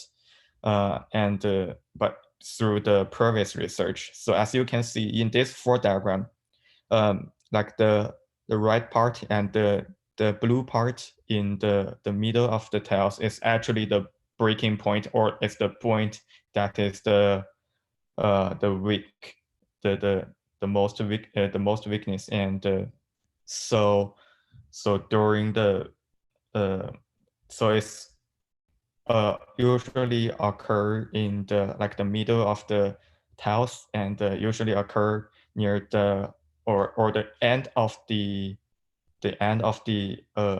curve. So in this part, there's going to say, I would like to go into say there's going to be a failure, but actually during like this kind of simulation, so this part is actually done through not the plywood, but the chipboard. It is softer than plywood, and this part works well. And when I come to this slide, which is related to the like the real wood design, the thing I would like to mention is actually it works really well in this size of wood. I'm not sure what will happen when the scales to be larger and larger, because I do not have tests, and the material may change some of the performance when they are scaling up. And I think the only way to show that is when I make like the real size pieces or 2 real size pieces and try to show them together. So at this time, to be honest, I cannot say if the whole system will be fail or not. And also, yeah. No, I was just curious, like with these pieces here, like if you were to take them or stand on them, or you know what I mean, like how I guess it just made me think about that, right? Like there's a certain amount of failing, like, and it's interesting, you know, when you make it out of chipboard, it's not going to fail in the same way out of plywood. But I'm just suggesting that some of those, you know, tests could be part of your research as well, and kind of presenting those moments as to where it fails. And I mean, obviously, you know everything about curve design here. It looks like you're the expert in this field. I know where to go whenever I have questions about curve cuts. So I think it would be interesting to kind of see some of those moments where you really push the material and break it or bend it, or like, you know, test its kind of limits, basically. Thank you. Yeah, always show us the failures, because that's where you really can get in there and start to learn about the kind of the cracking. And I start to wonder when you start to look at those where you've made the blue and the red marks kind of in between two curves in that one diagram, what then kind of what corner shape does that cut need to be made out of? What other type of shape might you cut into that area in order to relieve some pressure, in order to create cracks in a certain direction so that there's not catastrophic failure in like the larger piece. And I had a question about your collision testing. You said that you did collision testing with the panels, and I was just wondering, is that related to the router in collision testing, or is that related to when these panels are going together where there might be some sort of fabrication overlap or design overlap? So the testing is related to when the pieces come together. So so it's like when two pieces come together. So especially in the Rhino, so they can be intersect and I cannot detect them. And I think that part is actually really hard to solve. And but it's a really important part, because if I cannot make sure like all the pieces can connect together, I cannot then develop to this whole surface. And actually the main thing I'm doing to optimize this part is like when I'm doing the test, and it's going to show some of the color if there's a collision, and I just use Rhino to move that pieces.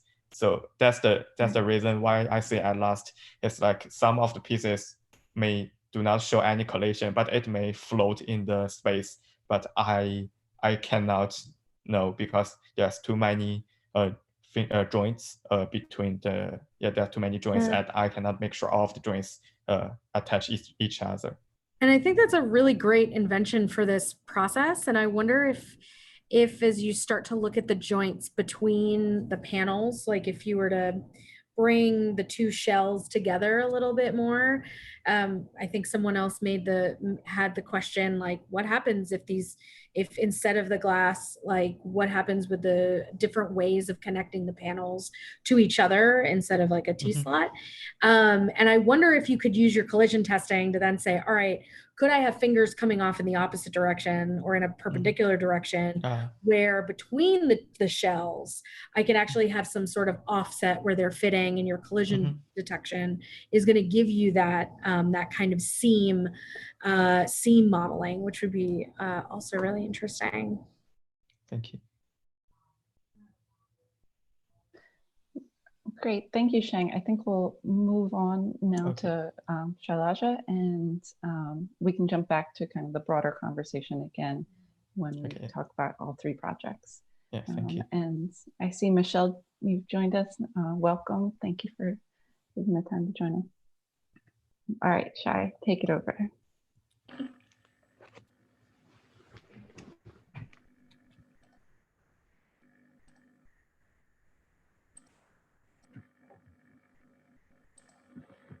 So, hello. My project is called Repackaging Architecture, and it was basically my journey of exploring the potentials of flat pack system. In this presentation, you will see two different scenarios that I have tested it out in, and the conversations of why I switched from one to another, and what was the definition of flat pack when it moved to a different scale. I have most of the things expressed in the pre-recorded presentation, so I will just play it.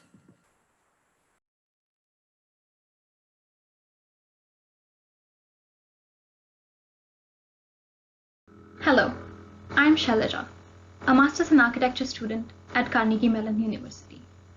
Over the past few years, I have been deeply invested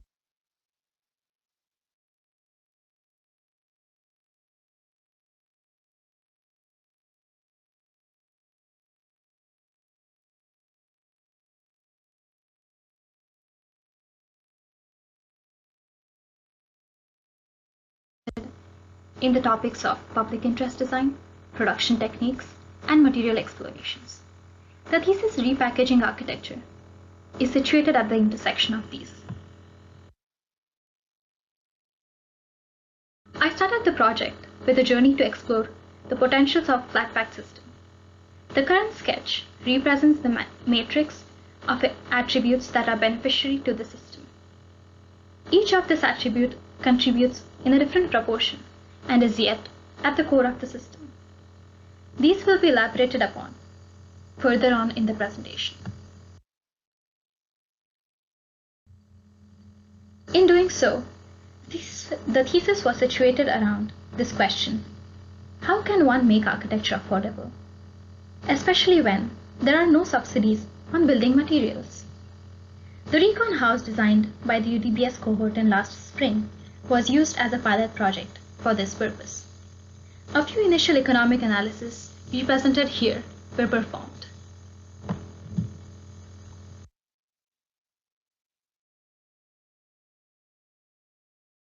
Furthermore, the question of what does flat-packed system look like was raised.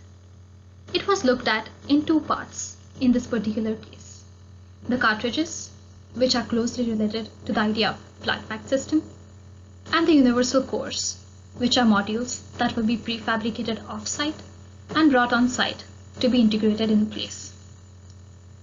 But the drawback here was that this was a sheer replication of existing process and had limited benefits. Though it had limited benefits, the thought of system integration by using a nesting module was the key finding from this process. With this in mind, I started contextualizing the thesis in a more recent scenario, which can benefit greatly from the potentials of the system.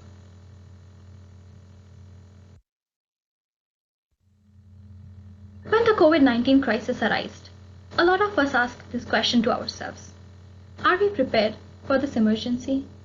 Are we prepared for what future will bring? This is the context that started projecting itself to be the best fit for a flat-packed architectural system. The following narrative will explain why. 5 years ago, Bill Gates, in one of his interviews, said that we are not ready for a global pandemic to hit. In fact, we aren't ready for any emergency situation. And that is true. And the people who suffer the most in these scenarios are the underserved sections. Imagine when you're sheltered in place during this COVID crisis. Where do you think the homeless are taking their shelters? And not just homeless. There are so many other segments, like students who needed to immediately evacuate their dorms, or other migrant workers who had little money left with them to commute and no infrastructure to go and live by. This background brings us to another important question of how much. This exercise of what is excessive and what is home will be expressed in the following narrative. So what does an architecture of emergency look like? How will it reach masses, and who will build it are the first conversations that come to an architect's mind when dealing with this kind of a crisis situation. The answers to this question can be: is it something like architecture? Is it something like IKEA furniture? Is it something home delivered? Can that be self-built? And do all these three aspects culminate to become the flat-packed architectural system?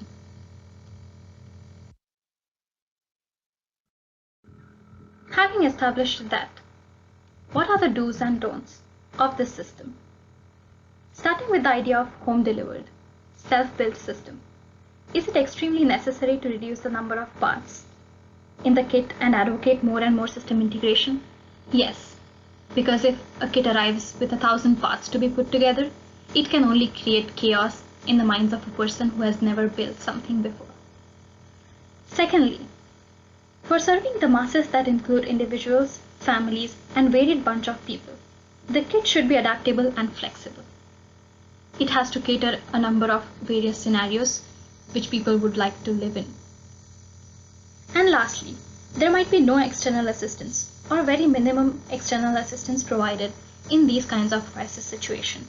So the kit must cater to the idea of being built by 2 to 3 people.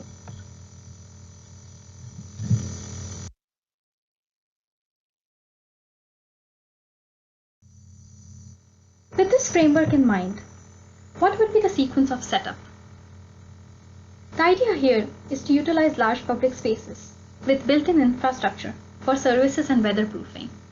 This allows to ease out the external systems that might be needed for electricity, for drainage, and other mechanical aspects.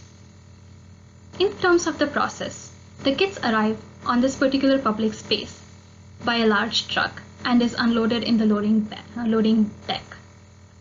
From here, the users, based on the requirements, will pick up the kits and bring it to a predefined top-down grid. This grid is based on a few guidance that the professionals will provide to the users. This will be explained more in the further project. The last question is about the conditions the shelter needs to engage into. A short survey was floated to catalog the experiences of people quarantined recently. The idea was to find out the spatial requirements of day-to-day lives by people in different walks of life. Responses included spaces exposed to outside for daily activities, private space for work and rest, and a hybrid space that can act both as a working space and can also be connected to the family that needs assistance.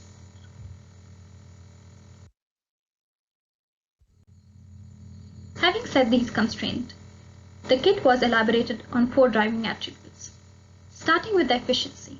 The efficiency here refers to the streamlined process of production and reducing the stress on building on site. Keeping that in mind, the module was designed based on the principles of system integration and nested units embedded within the necessary hardwares and infrastructure like holes and joints needed to put the structure together. The sketch here represents the basic module of the system. This box includes all the necessary elements that a user will require to put together. The box structure in itself is the basic framework for the shelter, and it can be put together just by erecting it and does not need any further hardwares. This represents the idea of efficiency. Also the fact that everything that needs processing is done beforehand, and the only thing that a user needs to do on site is to put these things together like a jigsaw puzzle, but an easier one. Coming to the idea of ease, it refers to the aspects of handling and operations in this particular case. The grid, as mentioned earlier, acts as a top-down approach for the users to find out where exactly to put their shelters. I was really intrigued by the idea of using masking tapes for creating these guidelines during the COVID crisis for demonstrating social distancing. A similar framework has been followed here. The grid has been developed based on the idea of circulation that is 12 feet apart for practicing social distancing, and the doors are put on completely opposite sides for maximizing the distance between 2 people that needs interaction.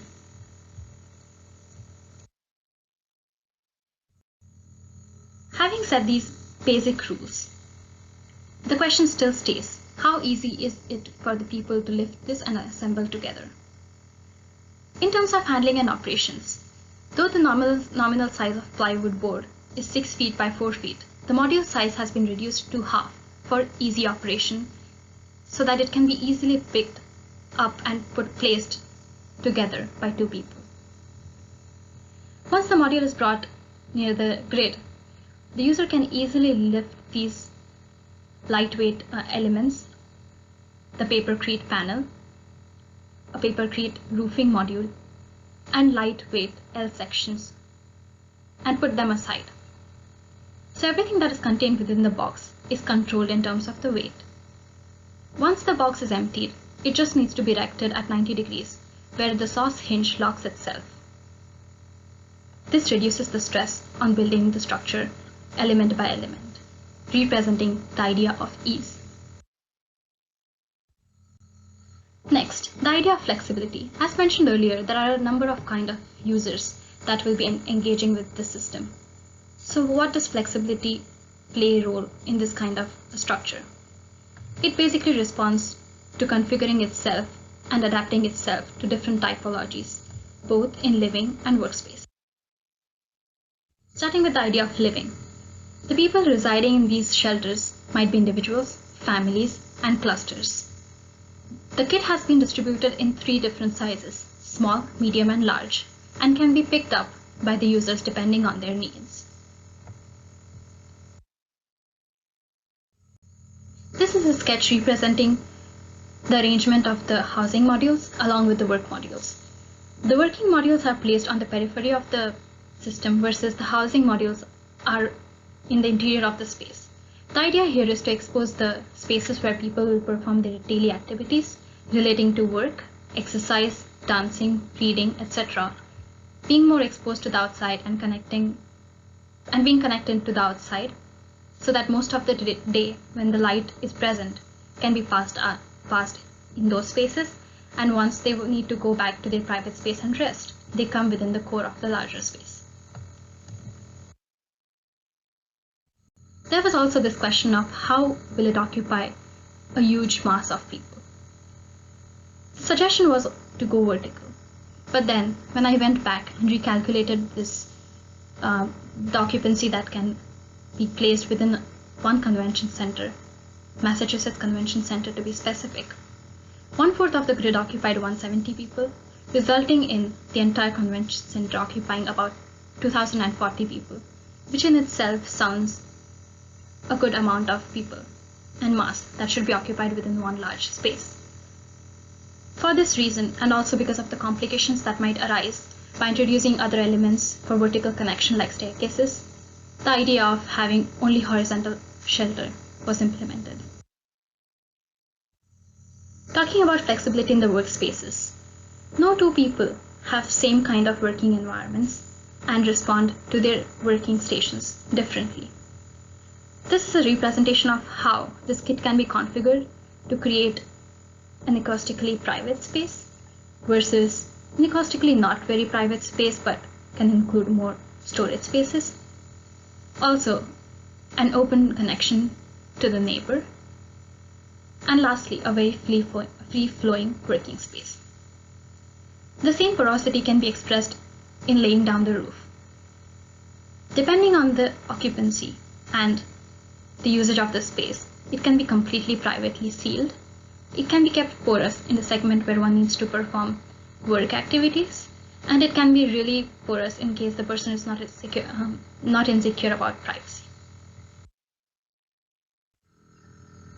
Coming to the final aspect of sustainability. Here, the sustainability is represented both in the terms of economic sustainability and environmental sustainability, as well as social sustainability. The social sustainability is catered by the idea of making this kit accessible to one and every person. The sustainability and the economic sustainability are intersected by usage of recycled materials, reducing the load on economic expenditure, and also reducing the carbon footprint by using the embodied energy within the existing materials. Here, the used newspapers, softboards, and other kinds of waste papers are converted into a pulp using water. The pulp is then mixed to minimal amount of cement necessary for binding and is casted similar to a cement casting, a concrete casting. This material is called papercrete. Papercrete panel is light in weight, has enough structure to act as a panel, and can be recycled back. Once this panel is casted, it is then CNC routed to unique forms for creating an element of surprise. In a lot of surveys that I read about people being quarantined during the Ebola crisis, most of them expressed depression due to staying in the same space for a longer time. So the idea here is to break the monotony and give people a space which is not just a shelter, but starts becoming a home to them. This brings us to the last segment of the project, the catalog design. The kit comes along with a catalog. This catalog is a simple explanation of putting this kit together. As mentioned earlier, the kit in itself is fabricated to release the tension on putting a lot of elements together. And so the catalog design is a simple 6-step. The first one starts with expressing how does one lay down their kit, horizontally and not vertically.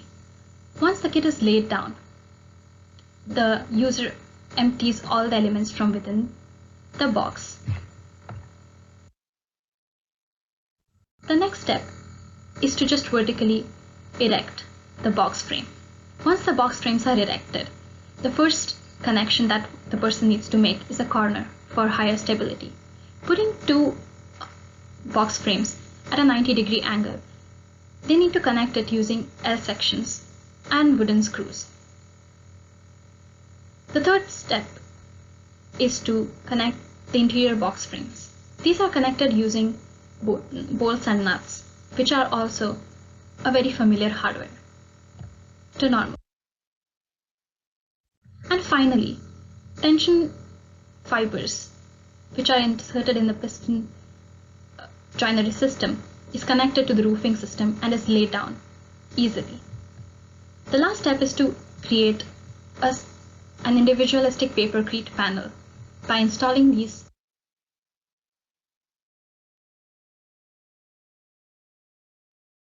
panels in different boxes depending on the kind of curation that a person would want.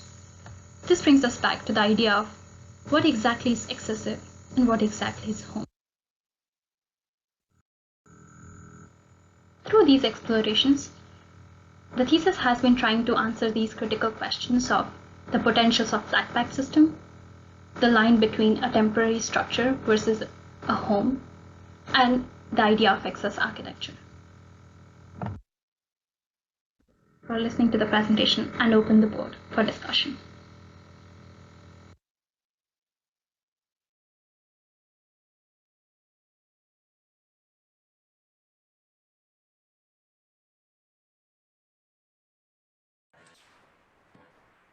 So I wanted to open the discussion. I will go back to the Miro board and can zoom into any drawing that someone would like to reference to.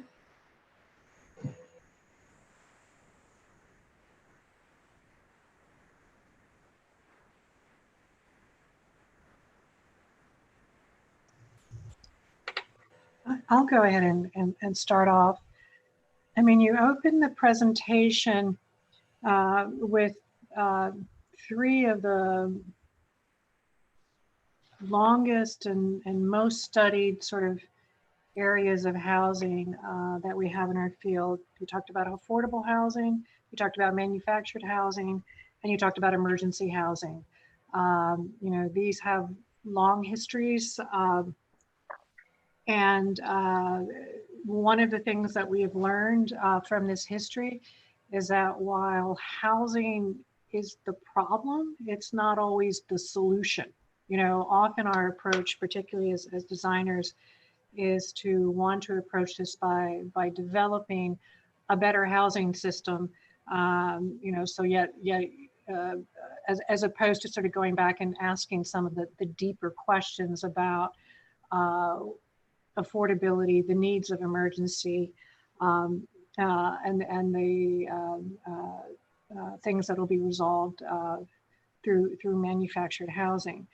I am encouraged by thinking about the system in relationship to occupying a larger interior territory of trying to sort of set up a type of spacing. But I guess what I'm questioning on this, since the virus came about in the middle of your thesis project, I'm trying to understand your own trajectory on this. I got the impression from this that you were working on the flat pack system, not as an interior solution from the beginning, and not sort of like deployed, as you showed, deployed in a convention center. Can you kind of walk us through what your thinking was on this, and what indeed is your fundamental research question? What is it that you're actually putting forward as your hypothesis on this? Yeah, so that's true. I started the thesis with a single family housing project, and that is where I was testing this idea of having flat-packed architecture come on site and build the entire house. One of the problems that I constantly kept coming across was this idea of embedding a lot of systems within this module, including the mechanical systems, the thermal envelope, and electrical systems. And I went too much into engineering it, and that took away from this idea of creating a space that is minimalistic in its nature and can be put together easily.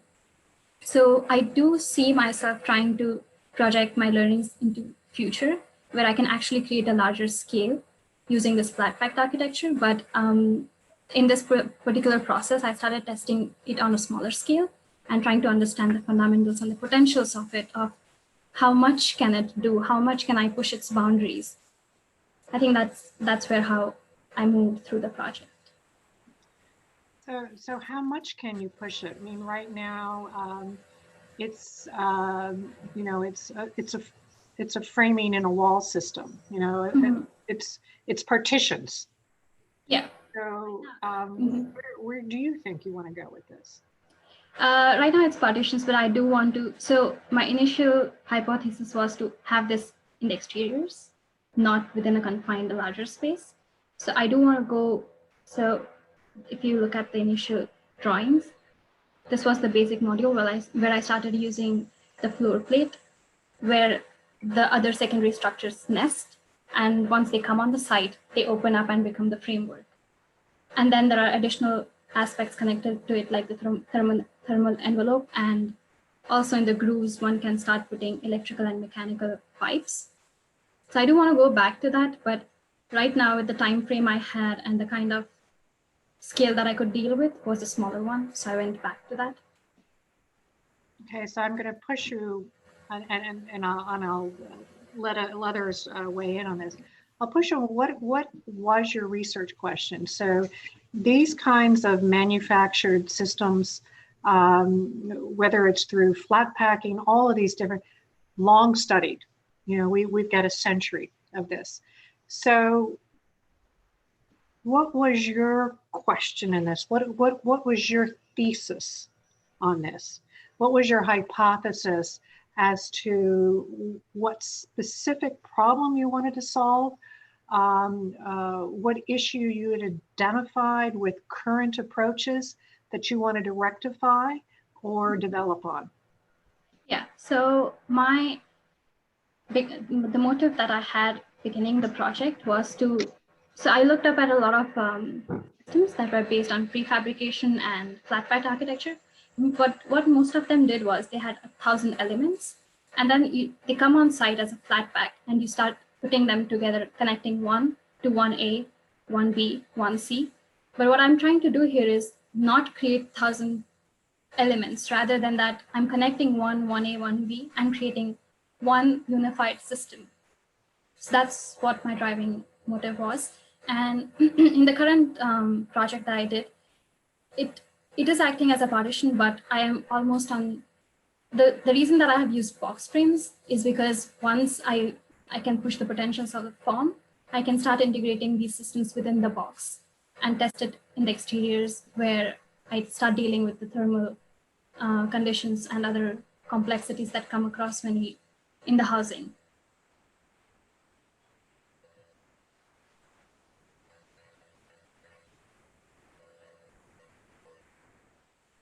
So Shailaja, beautiful name, by the way. I was wondering, right now you say that you're working at a small scale of partitions and potentially maybe of a, let's say, housing unit. Is that correct?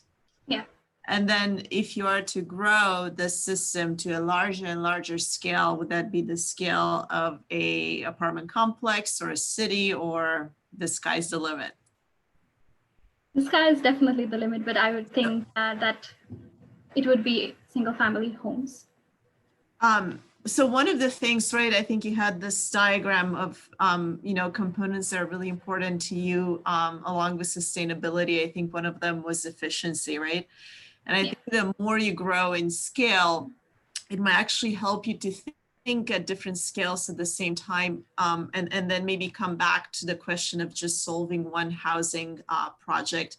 But the more you grow in scale, obviously, the more systems you have in that equation, right? So like one of the system would be circulation, right? So in terms of, let's say, efficiency, right? Maybe it's not the most efficient way to move in, 90 degrees unless you're at the U.S. Air Force Academy in Colorado Springs, which is kind of like a funny little exercise. But so I think as you introduce more systems and more layers to your equation, then I think that could actually be really intriguing in learning how to negotiate the system, the flat pack system, with maybe solving efficiency at other levels, right? So one of the slides you had, it was showing the folding and the unfolding of this, briefcase, let's say, design, right? And just like, for example, let's say a chair that you unfold, there's certain degrees or settings, right, that create, let's say, not just 90-degree systems, but actually 45 angles or something like that, right? So I wonder, as you grow this logic to a larger level, if you could actually introduce, let's say layers. There could be layers on different, on different heights, or maybe like stacking is different, or maybe the way you fold and unfold can also be different. Maybe that can also help you think about, let's say, orientation and how you would deploy this on a site, function of, like sun orientation and climate and so forth. So I think that's my, I'll leave it at that, and I'll let everybody. That's a great Yeah, suggestion. I think, I think that might be helpful to have some kind of constraints. I mean, based like on the comment, it's such a kind of open topic right now, or it's so open-ended that it makes me think about, if you were to give some constraints, like this is going to be housing for emergency situations, and the house needs to last for 3 months, for example, or different different disaster areas, or different kind of conditions where there's certain criteria. So then it makes me think about where is the location, or a specific site? Does it have to keep heat out, or is it in a colder condition where heat is welcomed? Also, just where is it being shipped to, right? Because that, or how do I, one of the things about your project that it makes, that I think about, is just the weight of this material, right? Like how much does the papercrete panel weigh, or how much does the actual box frame weigh? And when you add all of these elements up for each screw, right? I would think one of the goals or objectives might be, what is the lightest possible way that I can make this element, and what does that mean in terms of the materials that I'm using? Or instead of a panel, is it pneumatic and I'm using air as a material once it's deployed on site?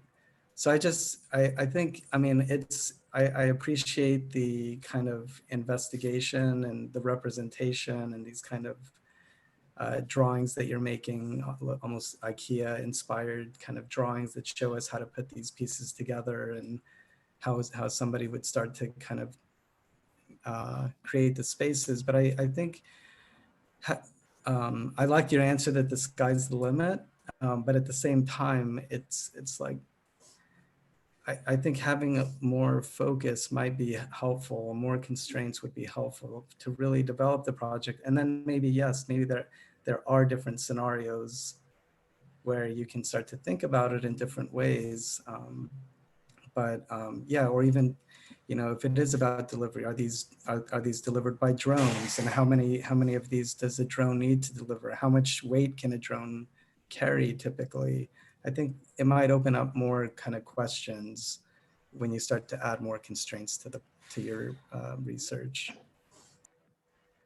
And your initial question, oh, sorry, go for it. Oh no, go ahead, Ms. Liz. You had an initial question, or the final question is, you said, what is architectural excess?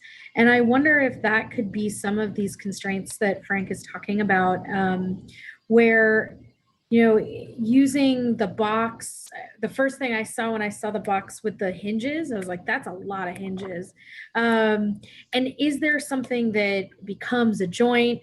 Maybe you start interacting with some of your other thesis cohorts and you start using some of the bending that we just saw in some of the last projects.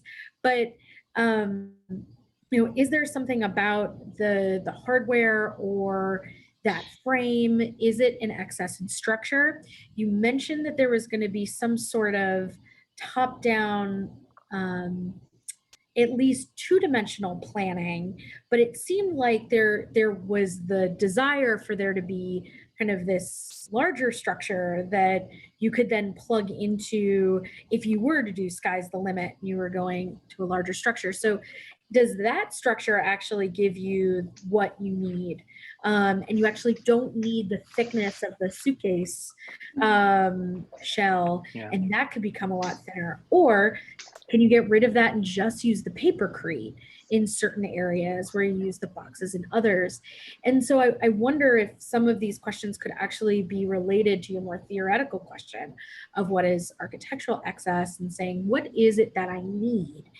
And that leads me to my last point is you made the pivot to say this is about kind of the COVID crisis. And I thought when I started seeing some of the papercrete, they were actually introducing a filter into the area that you would be housing people in. And that one of the issues of bringing people in such a close quarters at the moment is the contagion, which other natural crises may not have, where you just need to bring people and house them somewhere. And so I wonder if some of these materials that you're starting to work with in this layering could actually bring in some of the needs medically of the condition that we're currently in, where they can house people in, house the homeless in places of shelters, but shelters are like, how do we socially distance in a shelter? How do we prevent kind of the transfer of some of these droplets and aerosols through our building environment? And that could be another parameter for you to just play with as you're thinking about this housing. So, Charlotte, earlier you mentioned the fact that one of the ways that your project distinguishes itself from other prefabricated components is the fact that rather than, I guess, having a kit of parts, it's actually one part. Is that what I understood correctly? Yeah. Right. So it's not a bunch of parts that do different things. It's one part that does everything.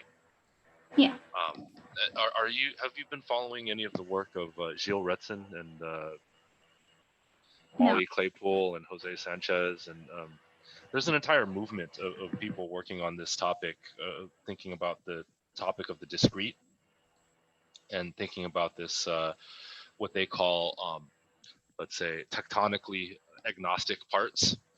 Right. So what they identify as tectonically agnostic is that a part is not necessarily anything more than a part. Like it's not a slab, it's not a column, it's not a whatever, right? Like it is a part, and the assembly of parts produces a larger whole, and that what that reduces it to is the design of really, really, really smart parts. And in this case, it seems to be a fairly dumb part rather than a really smart part. Right, so like its ability to reconfigure or reassemble is highly limited, and also, let's say,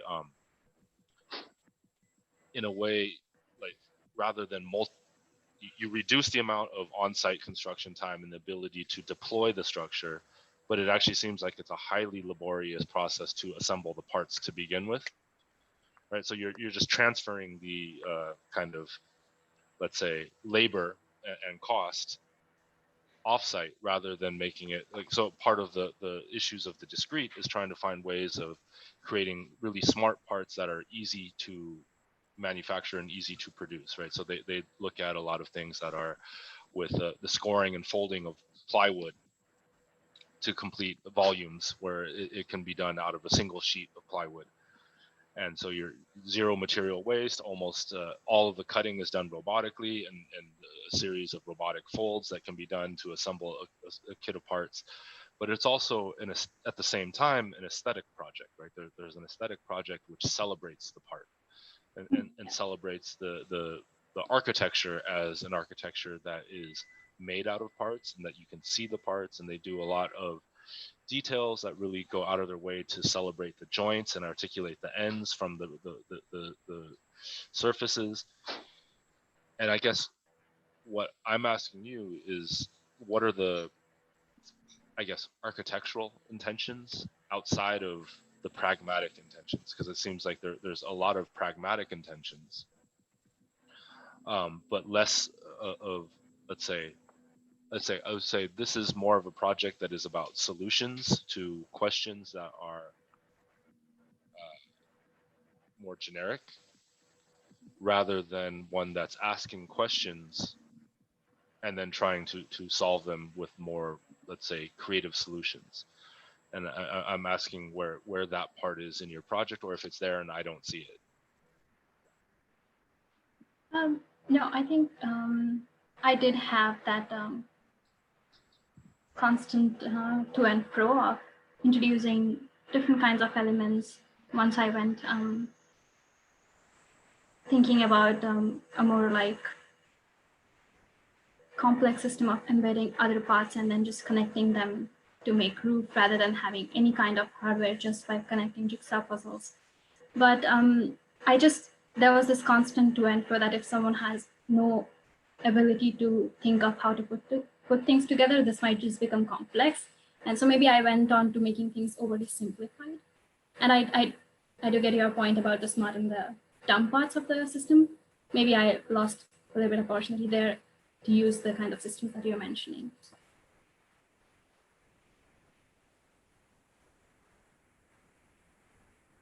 So I think maybe that's a good spot where we could transition kind of back to a larger conversation on the 3 projects, just briefly. I know we're running a little bit over, so maybe Shai, you could stop your share and we could just have a 10-minute or so kind of wrap up on the 3 projects where we're looking at system design, kind of fabrication from the part to the whole, the process. I think the 3 projects also kind of explore this idea from the unit to the whole, from Shang's project looking at the pattern to the surface to the volume, Kyle's project kind of questioning craft and automation and what is the role of the process, and as in Shang's project as well with process, and then Shai as well in your project looking at the unit, excess, and this idea of system design, and then considering where is the element of the person come in, and identity. So I think we have a couple common themes kind of stemming from cultural, social, and fabrication. So maybe we could all kind of just regroup on that as we transition before the next group. So I'm not sure if anyone wants to jump in there.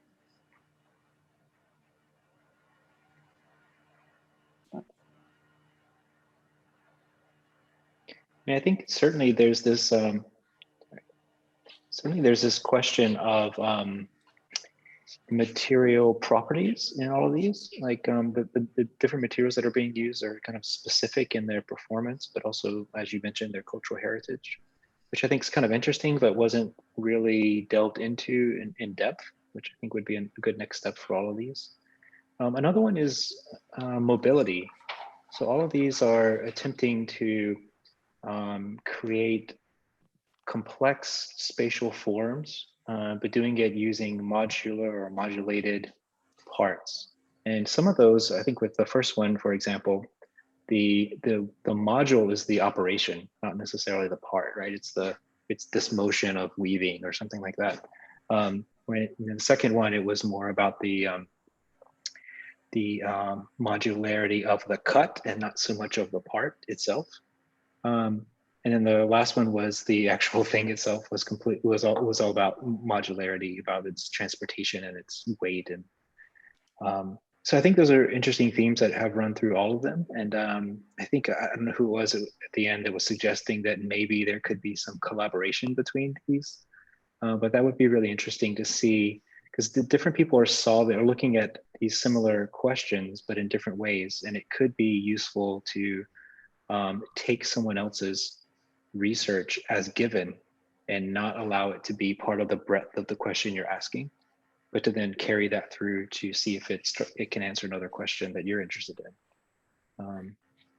I just throw that out there as a start, I guess.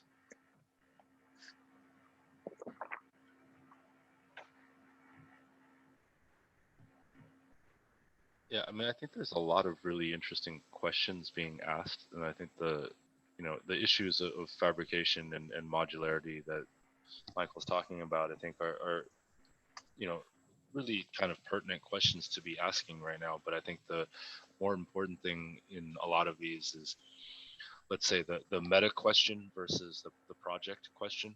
Like that seems to be a common theme, right?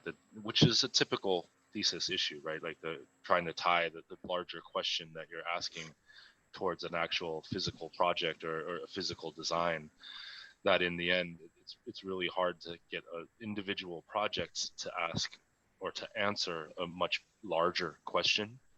And I guess maybe the importance is really trying to get that question smaller and much more specific and much more nuanced towards an individual project, because the individual project can only do so much. Like it's difficult to argue for an individual project being the solution to affordable housing, right? But an individual project that starts to ask much more specific questions about affordable housing, in terms of if it's responding to a highly specific, highly constrained brief, starts to become more apt and more specific. Like I always talk to students about the fact that looking at these sorts of questions oftentimes is like moving from digging with a tractor to ultimately digging with a spoon. Right? Like when you're digging with a spoon, you're not going to get very deep, but you can get really articulate. Right, like you can start to have a level of detail and a level of articulation that you can't with the tractor, right? In the tractor, you're just trying to move lots of earth. And obviously in a project like this, you're not going to move that much earth. You're an individual student with a limited amount of time, and now more than a limited amount of time, a very specific circumstance of being, socially isolated and stuck behind walls. But I think that is a unique opportunity that I think everybody here, well, all of us as architects and designers and educators have in this current moment is actually, maybe one of the bigger things about that question I'm asking is like how we turn constraints into opportunities. And the constraints of this particular moment becomes a unique opportunity for us to take advantage of. But I think, the constraints of the projects that we were just looking at, I think, where the success of the projects I feel like was highly individual, right? Like in terms of the individual student developing a body of knowledge that was new to them. I think the where some of the projects maybe did not contribute as much was how that was participating in towards like a larger body of knowledge, in terms of identifying that as something that they're trying to contribute to or take part in. And I think that's probably something that, it's a difficult thing to do. It's not at all something I'm claiming is an easy thing to do. But I think, these issues are ones that I think are, let's say, highly relevant towards the current moment, because I think we are currently in a moment where society is, or let's say architecture, but society as a whole is probably more interested or more concerned with issues of a lot of the things that were being talked about, like the kind of overlap between technology and culture and affordability and craft and like local cultures. Like these are all things that are coming about, I think, particularly in this moment as architecture and technology has evolved beyond a point of, let's say, when computation and fabrication first came into the discourse of architectural practice. It happened to be coming in at a moment that aligned with, let's say, you know, Shailaja, you talked about an architecture of excess. An architecture of excess happened to align with an economy of excess, right? Like, or an economy of the emergence of a neoliberal political outlook, and the world economy was doing well, and we were able to kind of work in a particular way and not have these issues to think about. And now we happen to be in a moment where we not only have a pandemic, we have Brexit, we have Trump, we have, you know, all of these issues that are, you know, changing the way that, let's say, world politics is viewed, but also changes the context in which we begin to author things. So I don't know if I just muddied the water more than I did clear the water, but anyways. Well, I think, Alvin, you very nicely zoomed out in all of these projects and saying, and with a thesis research project, you're going to zoom in and out all the time. But ones that usually involve fabrication tend to zoom in. And so it actually was a great moment to have what would have been kind of 6 to 7 weeks of zooming in, and it was almost forcing you by not being around the tools to kind of zoom out a little bit and ask and keep thinking about some of these questions of craft and excess and larger structural systems. And so I hope that all of you will be able to access some sort of set of tools that you can then start to zoom back in, because one of the things that I think came up for all three were kind of the questions of these details and where you start setting up a logical system for yourselves and understanding material and understanding the joint, understanding hardware, and saying, okay, where do I as a designer then fit into this large process of this set of logics or set of workflows, and you can start to make those decisions. So Shang, you were starting to make some of those decisions based on your initial prototypes, and then you would get into a second round of this. You would do full scale testing, you'd fail, you'd show us the failures, and you'd say, all right, now I'm gonna redesign based on that. And Shai, maybe you would even do some of that as well. You start to say, oh, actually, I need this sort of system instead of this side of system. And Kyle, I think you would start building these big fulcrums, which would be really beautiful. And as you start to kind of get your hands on, you would kind of find your own position in that spectrum that you are making for yourself of this risk versus certainty, and say, what can I start to play with? And so I encourage you all to kind of zoom in on all of these projects for a little bit and enjoy that area of it, as well as zooming out. But thank you for your work. I also think, yeah, following maybe Melissa and a little bit of Alvin, one thing that I thought was really interesting across all Thesis projects was this, I guess, elasticity in terms of thinking what is in the domain of architecture of the architect. And in a sense, what is it that we're designing, right? Because we started the thesis with actually thinking about form, and do we design form, or do we actually design the tools that, you know, the computational tools that begin to describe some sort of a procedural, you know, methodology to approaching design, and then form is kind of, you know, accidental or not, or, you know, it can be predicted and then refiltered back through the design, right? And I think in Shang's, you know, thesis, I don't know if you ever thought about this, but I think you're designing the material, right? And you're starting with the you know, material, but that you're then actually, you know, just modifying in some sort of a way to achieve some sort of a performative issue or aspect, or just aggregational, let's say, aspect, right? And maybe, you know, in Shailaja's case, right?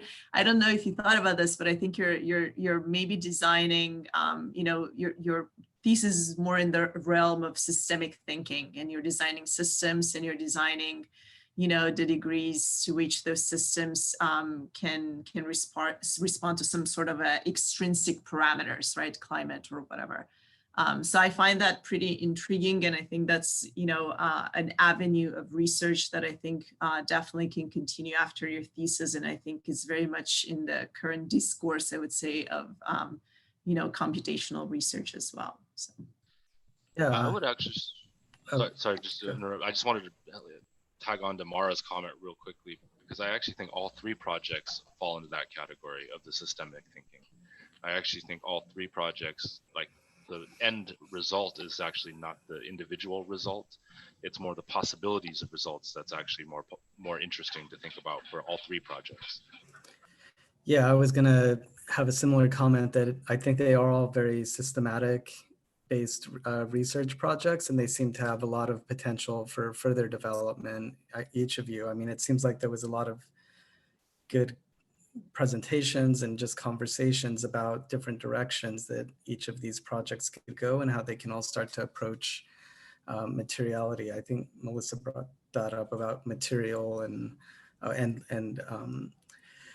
how each of these projects are really focused on different types of materials. And I guess I would just say in general, it seems like a lot of that research into material, even if you take a specific material that you're working with, each of you are working with something different, but you can really start to, even within that small focus, it could still like expand more, and you could find like the materials that you're weaving with, if it is like bamboo or palm kind of leaves, or you know, whatever that is, or the plywood, different types of plywood, or if it is about the kind of papercrete, like that, there might be different ways of casting that, or different ways of creating different thicknesses or porosities, or what was even said earlier about different like filtration, performative aspects. So I guess in general, I would say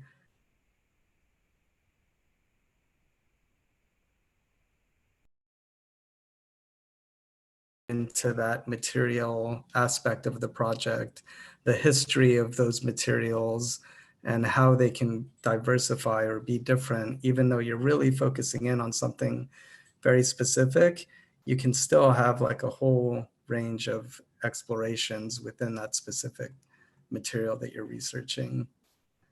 But congratulations, nice work.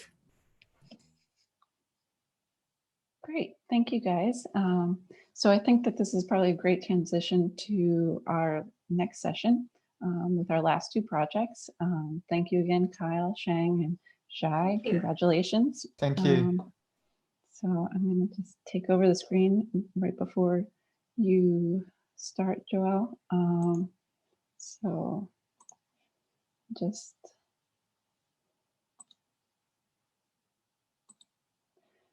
so moving on, we're going to jump into sustainability, passive and responsive systems. And we have two projects in this session. One is Joel Castro, Master of Architecture. His project is the High Q Passive House, retrofitting shipping containers into passive house criteria. And Jichen Wang, Master of Advanced Architectural Design, and she's looking at Photon Facade, a light responsive facade system design with computational evaluation. Both projects are using performance and looking at details in terms of thermal performance, evaluation in terms of light, really diving into what performs in terms of sustainability and a high level of criteria for each responsive and passive system. So with that, I'm going to let Joelle take over. So I'm going to stop my share. You can jump on in. Hi, everyone. So I'll actually be introducing myself in the video, so we'll just go ahead and start that so I'm not too redundant. So go ahead and do that.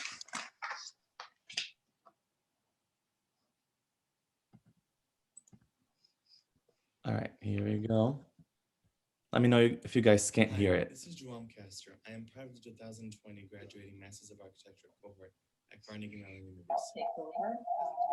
For my work within the subject line of sustainability, passive and responsive systems at CMU School of Architecture. I can't hear. It's a little soft. Okay. Let's restart. I'll try to see here.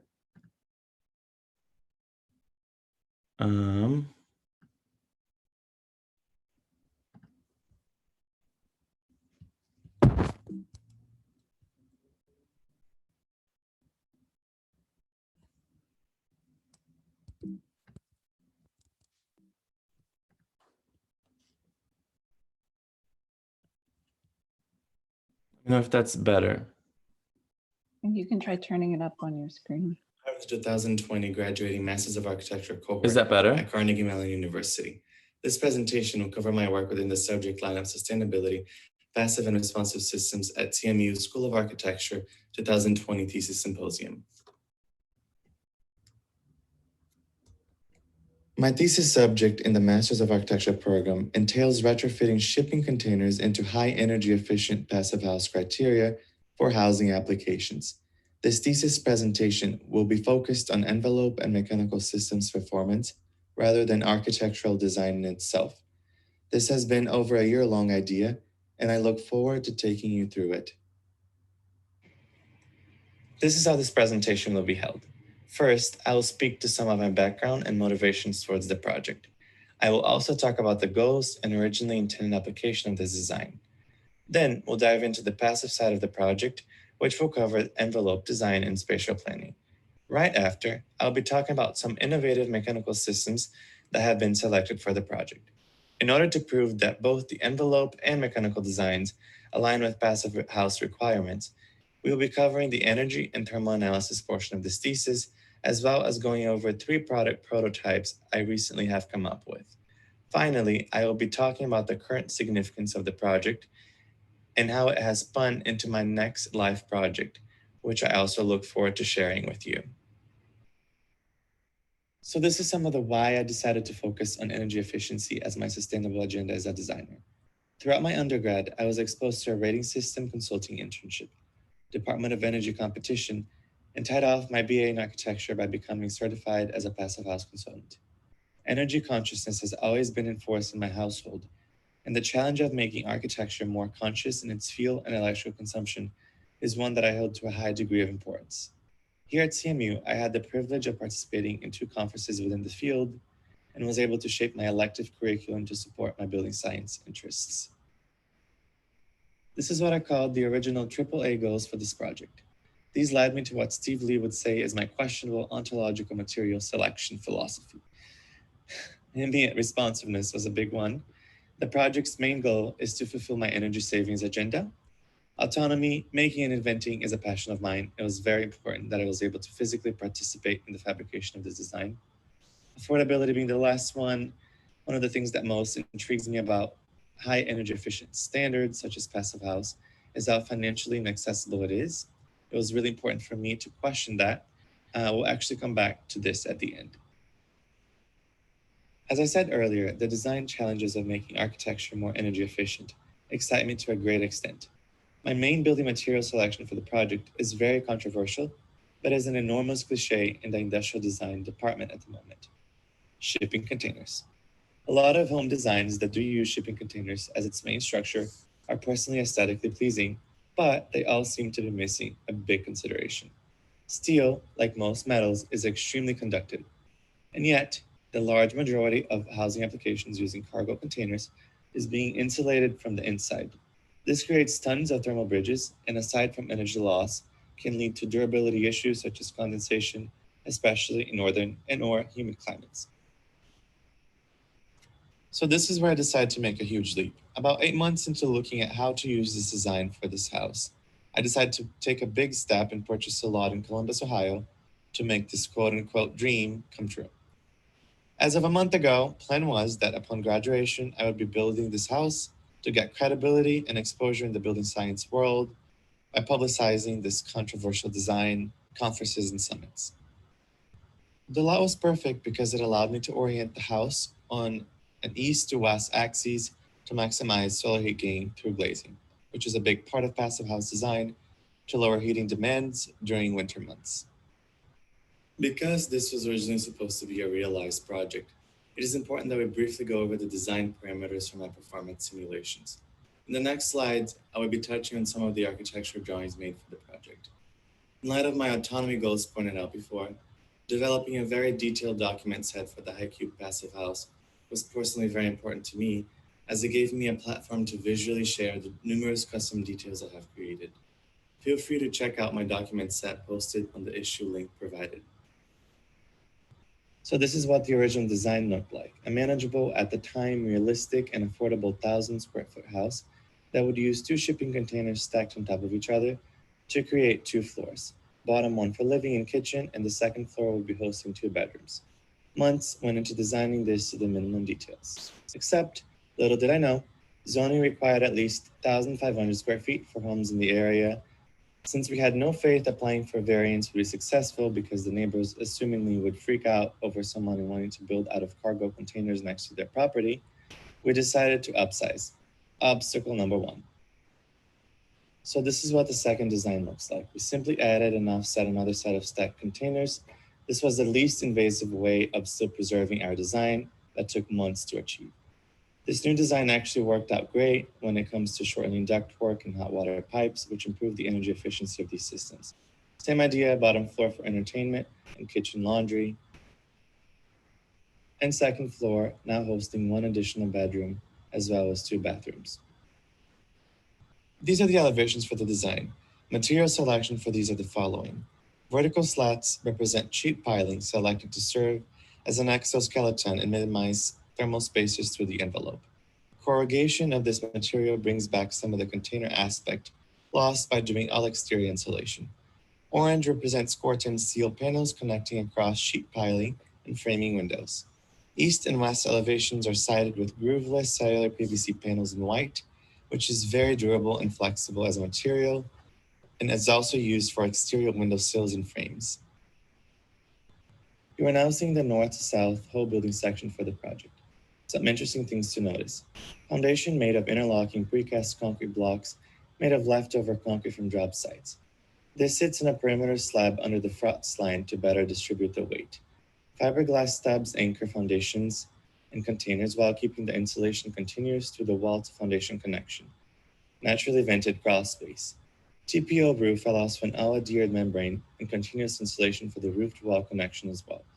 Highlighted sections will be thermally analyzed later.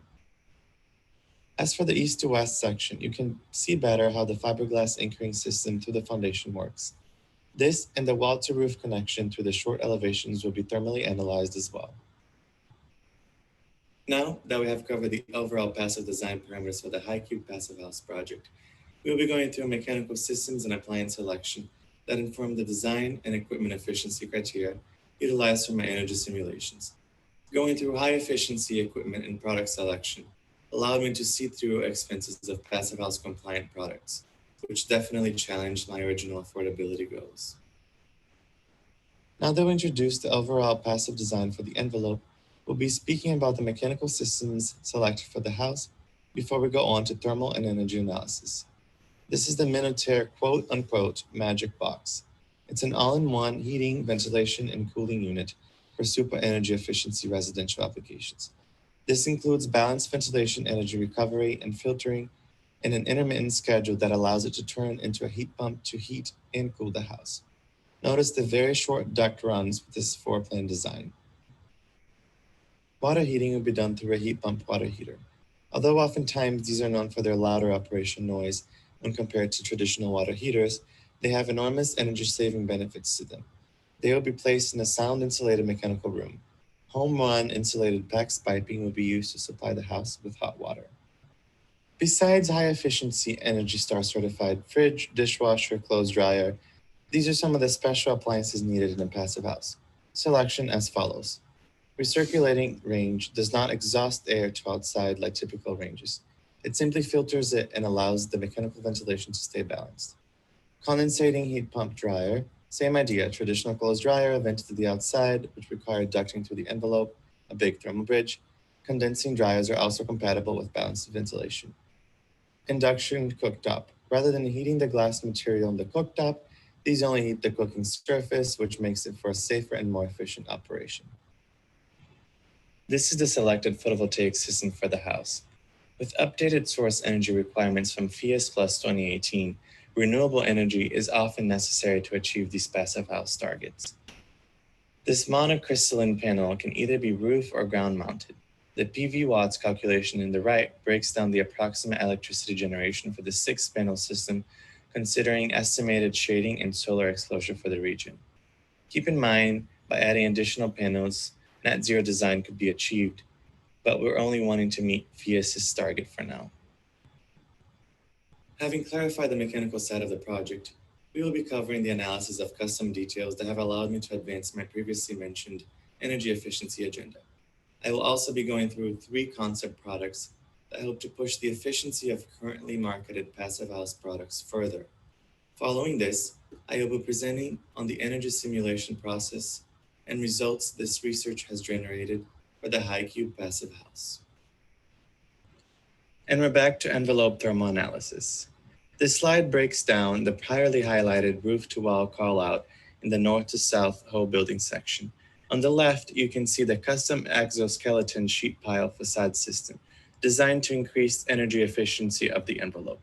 The consistency of colors in this thermal imaging simulation shows continuous insulation and thermal bridge-free design. In order to over-insulate the window frame, a traditional fragile point in terms of thermal bridging through the assembly, a cellular PVC exterior windowsill has been designed. Thermal analysis confirms the energy performance of the system, which allows the window installed thermal coefficient to be a positive thermal bridge, making this design an extremely well-performing choice for the window installation. Similarly to the sheet piling exoskeleton, the exterior steel walls at the west and east facades allow for continuous insulation in the roof-to-wall connections. These are connected to the shipping container structures through low conductivity fiberglass profiles. Note that the temperature levels in the thermal imaging camera are also conserved within the envelope. Lastly, a fiberglass anchored and naturally vented cross space foundation allows for 8 inches of closed cell insulation to continuously wrap the underside of the first floor containers. Each of the container corner posts sits in a prefabricated concrete pier and make it for a uniquely performing energy efficient foundation. The resulting thermal transfer coefficient for this assembly connection has also been found to be a positive thermal bridge. After acquiring knowledge about the building products used in this project, I pushed myself to design a better performing operable window that does not require over-insulating around the exterior of its frame as a way to decrease window-to-wall installed thermal bridging. This is achieved through a more robust frame shell that hosts closed cell insulation material as an integral part of its construction. See the comparison of thermal imaging from a market available FIAS certified window from Climate Zone 5 and my proposed design. This project has also allowed me to understand the need for a US-made energy-efficient exterior opaque door, which does not currently exist in the market. By utilizing rigid fiberglass vacuum-insulated panels and cellular PVC as part of this proposed door assembly, I'm able to get a compact profile while still achieving great thermal performance at R34. This is denoted in the thermal imaging comparison on the right. My third prototype system inspired by the project is a thermal spacer that does not utilize metallic fasteners through its construction. As one of the industry leaders for thermal spacers, the Cascadia Corporation markets these thermal spacers as a thermal bridge-free design. What they failed to include in their simulations is the fact that these are attached to the envelope with metallic fasteners, as denoted in the bottom right simulation. This page includes some of the work I have done at prototyping an actually thermal bridge-free cellular PVC angle spacer that allows for exterior insulation to wrap over its fastener and avoid a point thermal bridge, which could potentially cause condensation and envelope durability issues if not taken seriously. WFIP Passive is Thesis mandatory energy analysis simulation software for project pre-certification. Upon careful and iterative simulation of opaque surfaces, glazing, mechanical systems, and plug globes, these are the resulting EOIs for the residents. On a site level, 10.17 kBTU per square foot a year. On a source level, 22.44 kBTU per square foot a year. This is Thesis Plus 2018 compliance report for the project. All boxes checked. Heating loads are very close to maximum allowed, but due to the known overheating of passive houses during the winter months, this has been left alone as a cautionary tactic to avoid overheating. In order to bypass the local code prescriptive method of energy compliance, a REM rate model has been done to find the HERS score of the house pre and post PV. HERS of 17 without PV and HERS of 9 with PV. Project cancellation. Due to the gravity and unpredictability of the COVID-19 situation, financial arrangements and industry partnerships that were being counted on for the execution of the project have fallen through. After multiple days of thinking, the project has shown itself to be too much of a risk and unfortunately had to be canceled. I was extremely frustrated in having to make this decision. This has been a project I thoroughly committed to for over a year. It has equipped me with an enormous amount of knowledge, not only about passive house, but in general about building science, construction, product selection, and specifications, and so much more. After understanding the logistical building code and inspection nightmares regarding building and shipping containers, having for the longest time embraced them as a necessary sacrifice for this project to be completed, I now realize that the tempting price of a few $1,000s when it comes to purchasing a cargo container masks a whole lot of additional expenses and risks that actually make them an unaffordable construction material, at least in Columbus, Ohio. Hence why all container projects that have started in the area have, without exception, been abandoned by frustrated general contractors who failed to meet the city's inspection criteria. Below is a picture from March 11, 2020. This case is the latest cargo construction in the area to be abandoned. This is a running theme in the city that only added to the decision behind the project's cancellation. After having time to contemplate and take a step back from my container project, I was able to come to the conclusion that what excited me all along about this project was coming up with solutions to other construction obstacles associated with building, especially when it meant I could make products that are more energy efficient and affordable than what is commercially available for passive house construction. This path had taught me something I appreciate doing more than designing, which is inventing. It has taught me that product creation and prototyping is a side of architecture I feel most compelled about. After being exposed to the gaps and cracks of the high-performance product industry in North America, by spending several nights looking for affordable doors, windows, and thermal spacers that align with Passive House's thermal bridge-free goals for building materials, I have decided to focus my immediate months post-graduation to launch a company that will dedicate itself to create, prototype, and fabricate products that will both improve the efficiency and affordability of passive house products. The work I intend to pursue through the firm I am presently calling Thermica Solutions is in close alignment with my 3 original goals for the HighCube Passive House project: ambient responsiveness, autonomy, and affordability. By creating custom high-efficiency products and details, I have been able to achieve the targets of passive house compliance originally set for this design. By having the chance to assemble and refine the product prototypes I have conceived through this research, I look forward to continue to push these goals now in a broader scale in my career post-Carnegie Mellon. Thank you. Can you guys still hear me? Hello? Yeah. Okay, awesome. I'm gonna stop my share and share my Miro board so that we can go off of that for the critique. Can you see that? Yes. Awesome. Yes.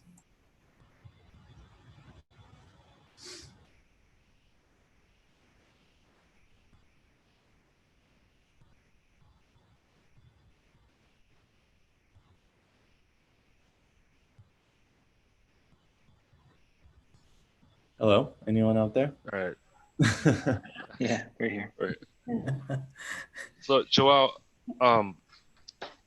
one, I just want to say, thanks for sharing your story, because I think it frames a lot through, now I understand why you shared your profile and the background information and your kind of career goals afterwards, because that tells a lot about, the lens through which you view this project and through which we're viewing the project.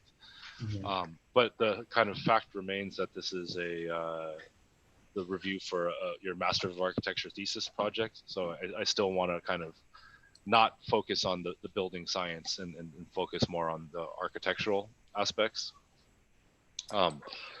One of the things that just so we can sort of just touch base on that, that was exactly what I was trying to avoid by setting my parameters and focusing on an energy efficiency as a primary goal, which in my opinion is definitely part of architectural design and how it should be moved forward.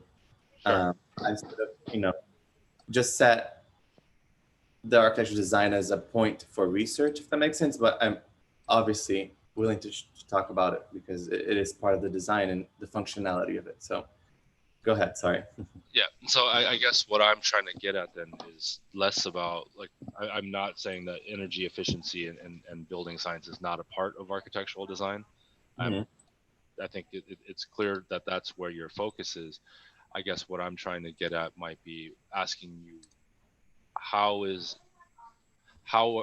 are the other aspects of design being incorporated into building science, or how are let's say the performative qualities being absorbed into larger architectural goals or larger architectural objectives that the building science and the energy efficiency is at the core of, or at some parts of this presentation reminded me of Rem Koolhaas's Venice Biennale from I think it was 6 years ago, where the entire exhibition.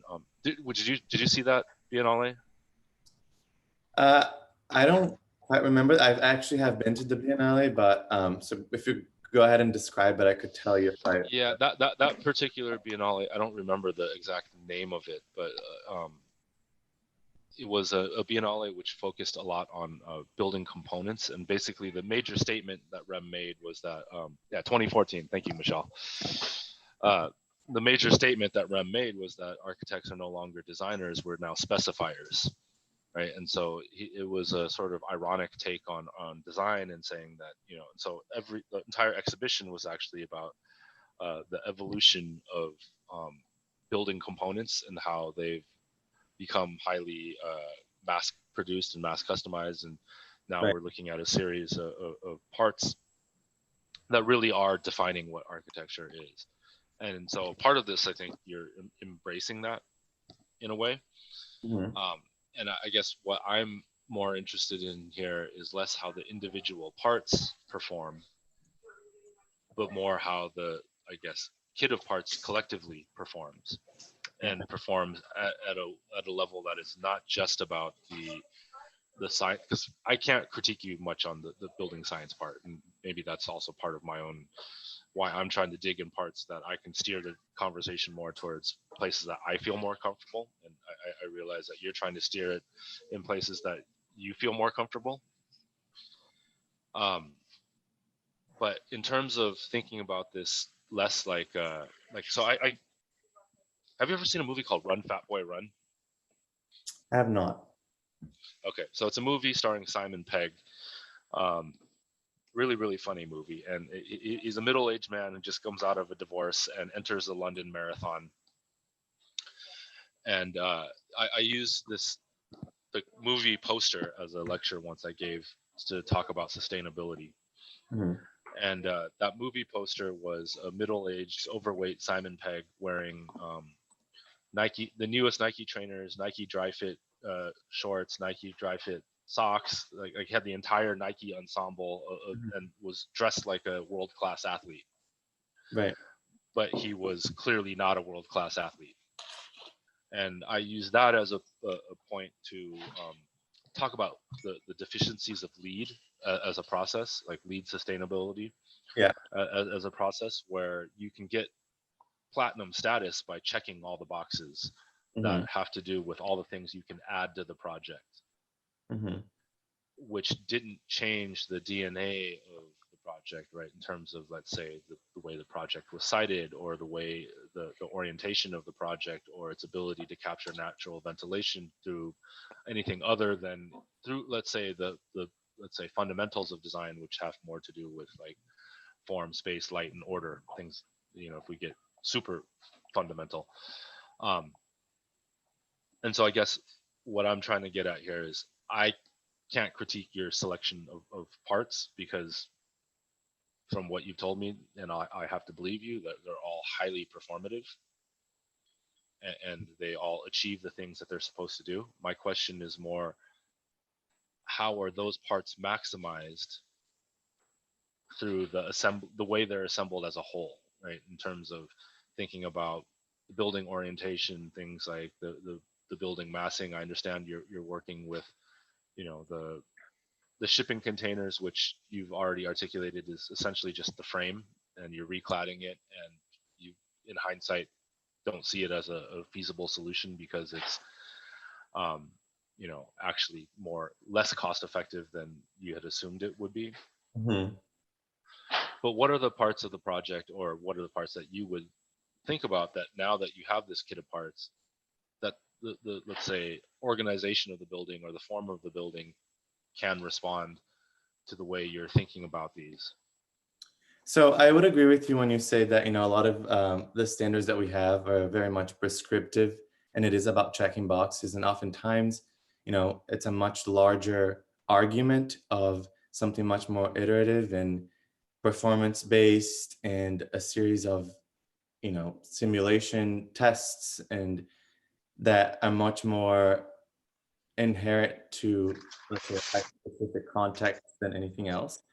And I think that is sort of the line of thought and research that I approached through the project, was to make sure that, you know, I identified shipping containers, and the way people are using them is extremely inefficient by, you know, exposing them on the exterior and adding a minimum amount of insulation to the interior, which, you know, if we're talking about form, space, functionality, design, furthers, you know, the shortens the space that is already tight within a shipping container, which is 7.5 feet.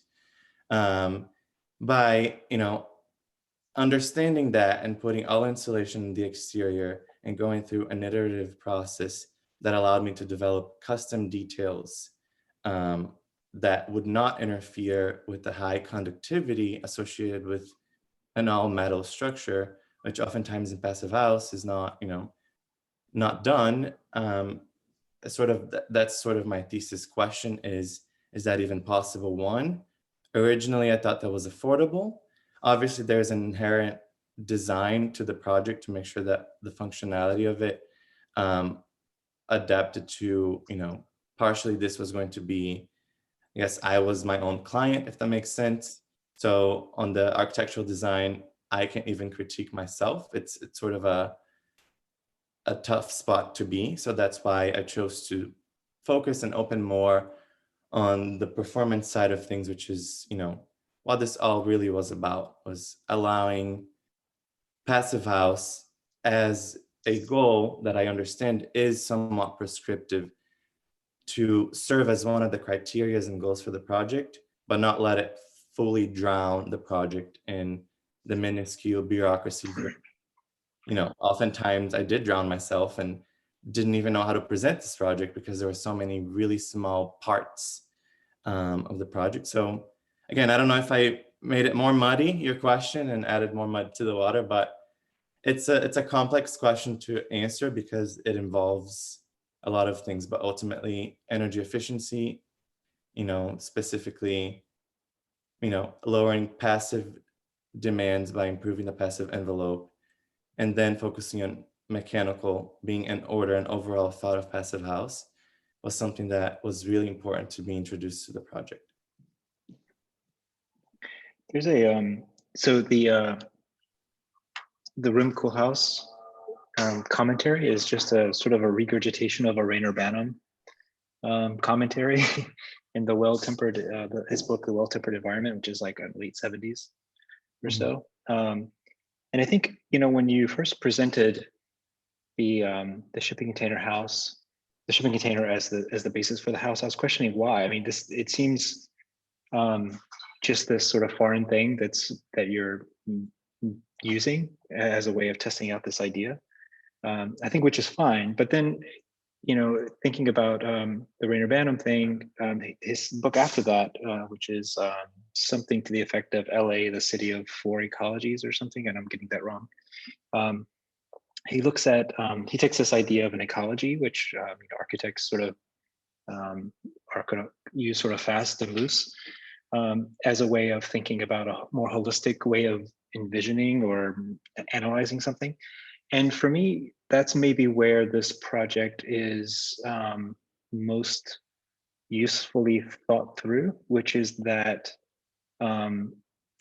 if we think of the house as a complete, like, sort of life cycle embedded energy artifact, then the degree to which materials can be reused or reallocated that already exist in some form might be a real good way to think about the use of the shipping container in this case. So it's maybe less foreign than I initially thought.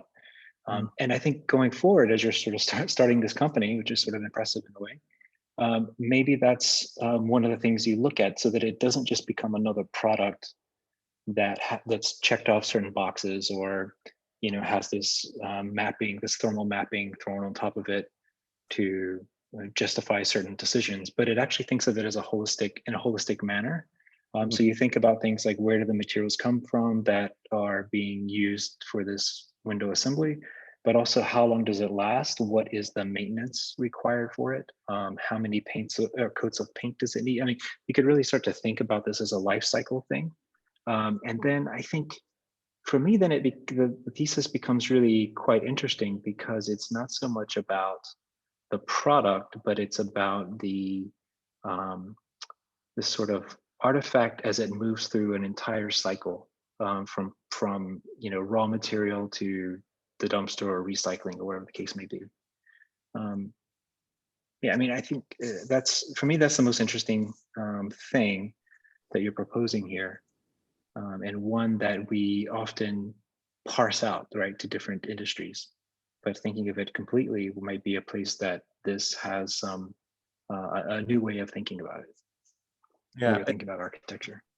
That you mentioned that, because it was an interesting realization when I noticed that this was very much product based, oftentimes, and ultimately it became a point where I was altering so much these products to make sure that they fit my strains and requirements for the project, considering that this is highly conductive and I didn't want metal touching metal going through the envelope. So trying to find all these alternative products that oftentimes are used for other purposes, and allowing them to fit a new purpose by being integrated, which ultimately is what a shipping container is. If you use that for a building, that's not a building material. So that sort of aligned with that whole line of thought.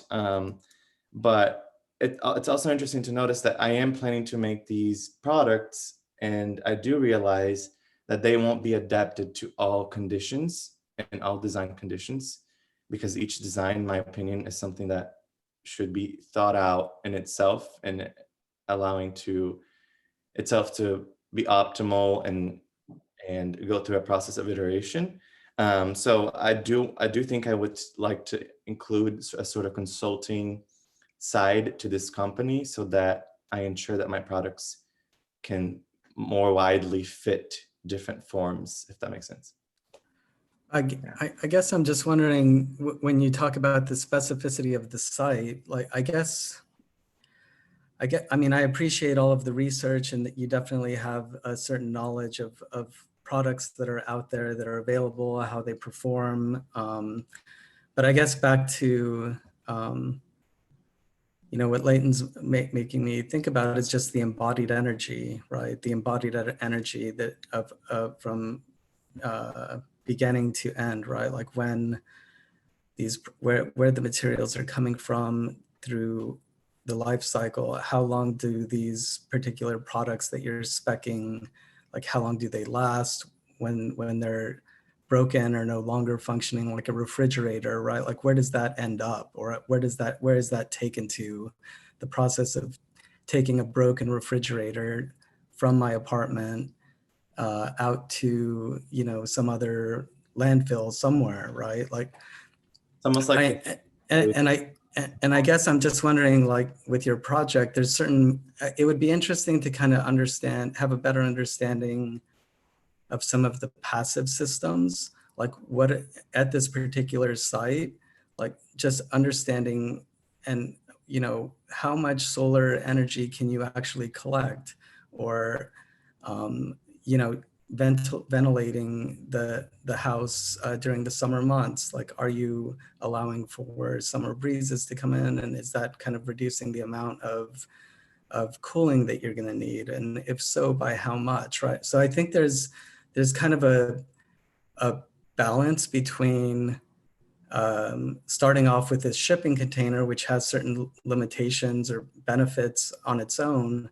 but then how do you begin to adapt that and compare it to a balance between passive systems that are kind of supporting your causes for energy reduction versus the kind of consumer products that are manufactured, shipped to site, and have a certain life cycle that have to eventually be maybe replaced or something, right? So I guess I'm trying to kind of wrap my head around that, because at the moment, at least, it seems as though it's very product driven and very kind of dependent on other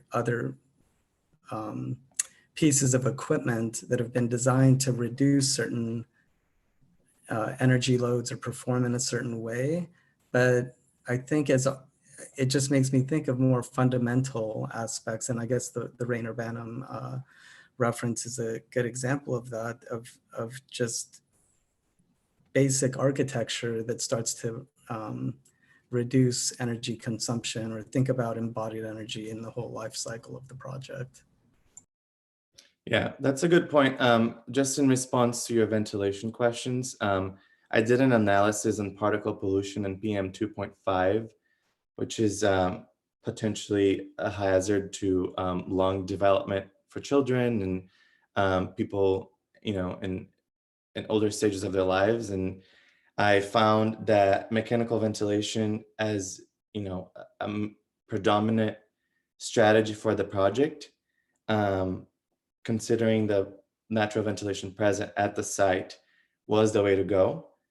And oftentimes, you know, I think as architects, it's really easy for us to draw arrows around and play around with these wind simulation softwares, when in reality, you know, comfort-wise, not a lot of people are willing to sacrifice their filtered air inside their home to something that is not as reliable on the exterior. And that's something that, you know, is something that this COVID situation has shown, that, you know, just by us being out in the streets, particle pollution can go up by a lot. And you can see data that a lot of these big cities have reduced their air pollution by a lot. So, I mean, it's a tough question for me. I don't like to fully depend on natural ventilation or even count on it sometimes when I'm designing this. But it's a thought that if we as humanity can improve the outside air conditions, then my design should be adapted to that question in the future. I guess I'm thinking even more basic than the way you're thinking about it, in the sense that when it's hot, I open my window, right? If it's cold outside and if it's cooler outside and it's warmer inside, right? I open my window, or just kind of allowing ventilation, right? Like I think in a way you're getting very specific with particulate matter, or sensing particulate matter and how that might affect our breathing or lungs. And I guess I'm just thinking about it just more general almost like I lived in Louisiana for quite a few years, and the vernacular architecture in Louisiana, you know, buildings and homes are designed a certain way, right? There's like the shotgun style house. And those are designed basically to open up the doors and allow ventilated air to cool the building when it's really hot and humid outside, right? Which doesn't really work in an environment like Tucson, Arizona, where I studied architecture, where it's just hot and dry, right? So hot, dry climates versus hot, humid climates have very different approaches to cooling, for example. So I appreciate the kind of specificity that you're thinking about, like sensing particulate matter, but I think you have to, my suggestion would be to like just step back and think about the history of passive design solutions and how you could begin to apply those. You might not necessarily want to depend on that, but I think there are, in terms of your argument for reducing energy, I think there has to be some kind of balance between the two, right? And I guess that's where I'm kind of missing that from your research. I want to step in on this, and I have to sort of put forward a disclaimer. As a thermal expert, I've never been a fan of the passive house approach, and so for me, this is kind of doubling down on the shipping container plus the passive house part of this, double down on to me what is the largest issue, which is assuming that the body wants to be in a sealed environment, that its interior environment is a manufactured environment. So understand that's where I come from on this, and so I'm going to try not to talk about that aspect of it as much as I would love to take up the next hour on this aspect. But one of but I'm going to talk about from the standpoint that one of the difficulties with certain types of approaches, such as the passive house, but also many other types of energy approaches, energy efficient approaches or energy design approaches that we think about, is that a lot of it is based on a conviction, a passion, a belief that one has in doing something good in the world. So for whether or not the system works or doesn't work, it's embedded in a belief that there are better ways to solve a critical problem in the world. And it's clear that you feel very strongly about doing something good in this world. And I really admire that. It can get you into trouble when you start thinking about something like a thesis. A thesis is supposed to be where you pose a difficult question and you follow that question wherever it takes you. And sometimes it'll take you into a direction that you're not expecting. It's not to make a decision about what you want to do, set up your criteria for doing it, and then doing it. So for me, I found this to be very circular. You wanted to do something with a shipping container, you wanted to be a passive house. You took us all the way through the stages by which the only thing that was missing was sort of like the logical sort of like knitting together the circle when the house was actually built. But you followed that circle all the way through on that. The only sort of part about this where this started to veer off of that, and it's actually the part I find most interesting, was when you encountered certain elements that didn't quite fit within that, and you started exploring those on your own. And actually, I found that really provocative, that you allowed yourself to sort of veer off that path. I would encourage a lot more veering. I would encourage a lot more stepping back to ask sort of deeper questions about how things actually work, rather than sort of hewing so closely to, I'm going to make this thing, therefore this is the thing that I made at the end of it. It's got to somehow step away from your internal definition of defining the criteria to something more objective outside of that. But this doesn't discount that there's an amazing amount of work in this. And there's some of this is incredibly skilled and very well developed on that. And I really applaud you for doing that. But I would also encourage you to sort of like let it go a little bit, you know, allow yourself to follow some of these problematic areas. The things that trouble you should be the things that you follow, not in order to get a resolution, but to open up new territory. Right. Thank you. Great, thank you all.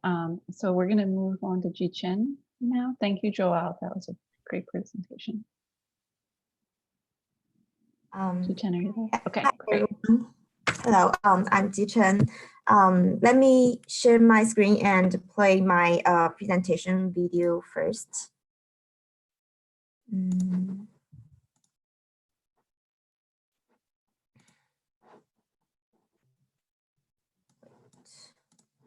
Can you all see the video right now? Yes. Okay. Hi, I'm Ji-Chen Wang from MAAD program. This video introduces my thesis research, which is about the light responsive facade system. There are mainly 4 chapters: introduction, simulation and geometry, material and prototype, and system design. First, let's get started with the topic introduction. The concept of responsive architecture was first introduced by Nicolas Negroponte during the late 1960s. Precedents vary in different scales and technologies, and this thesis mainly focuses on the scale of facade. For large spaces with a long working hour requirement, such as offices and libraries, there are usually glare problems caused by large openings or glass curtain walls, but people are unable to adjust the shading elements one by one. So I want to develop this automated light responsive facade system to improve the light condition for this kind of space.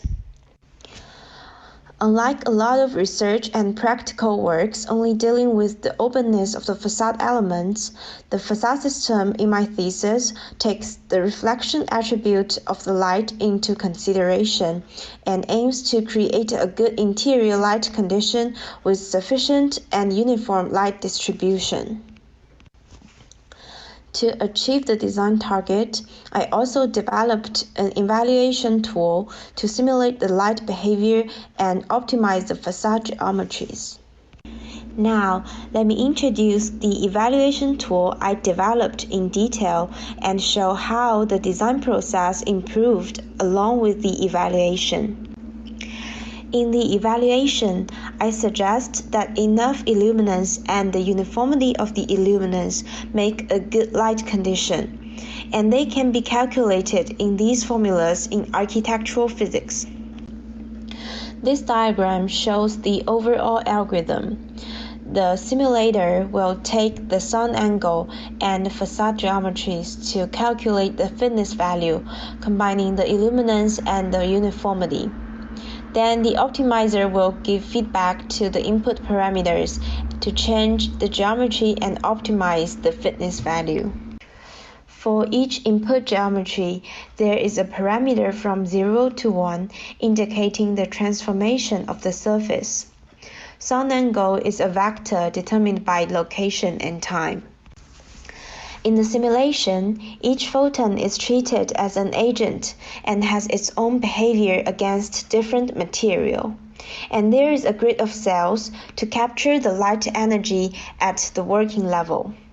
The cell capturing more light will be mapped with warmer color. Using the genetic algorithm, the optimization will change the initial parameters of the transformation for a better fitness value. In this design space analysis, the red line indicates the illuminance and the blue line indicates the uniformity. We can tell that there is an opposite relationship between the two properties. Therefore, illuminance and uniformity are weighted and combined into a single fitness function so that we can achieve a balance between them. At first, I tested a group of simple geometries with flipping, rotation, and bending transformations. We can tell that horizontal rotation and diagonal rotation work better in balancing the light intensity and uniformity. Therefore, I developed more geometries within these two categories, such as corner flipping, interweave diagonal rotation or flipping, horizontal bending, opening rotation, and double-sided rotation. I evaluated these geometries with a unit scale and recorded their behaviors through time. The red line shows that the last type with horizontal twisted panels works better than others all the time, since it could handle a large range of sunlight angles. Along with the digital simulation, I also made prototypes to gain the idea of transformation mechanisms and material behaviors. For the material, there are two parts, actuator and functional panels. The actuators should take digital signals and be able to deform.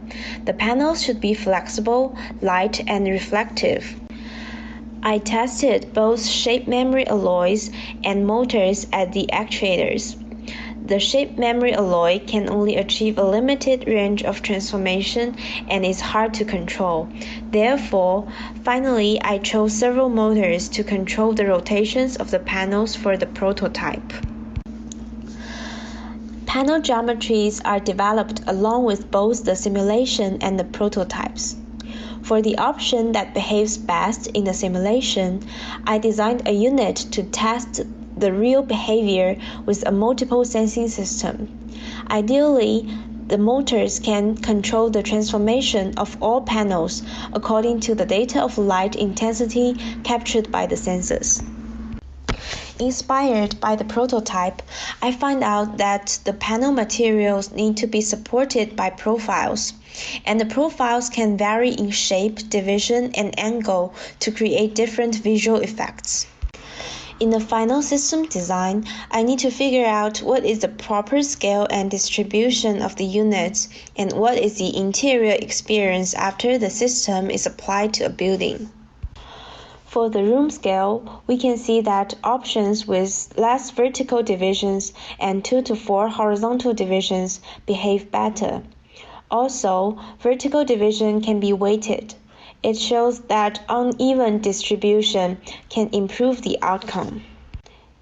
In order not to block the views from the interior space, the material of the panels could be some kind of translucent membrane. This facade system can also be applied to different types of buildings. For example, I tested a high-rise building, the World Trade Center proposal with uneven panels, and a multi-story building, the Tianjin Binhai Library, with even panels. The system works well with this kind of planar surfaces and conforms well with the building footprints and existing horizontal facade elements.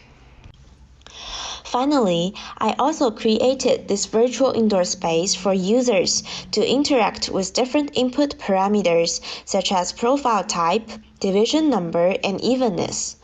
Besides the improved light behavior, the interior experience can also be peaceful and amusing, with panels slightly moving in a day. Looking back to the criteria I set up for this system design, there's one part I didn't think of deeply. That is the human manipulation of the system. Originally, the users should be able to set the preference of the light behavior along with the automated process.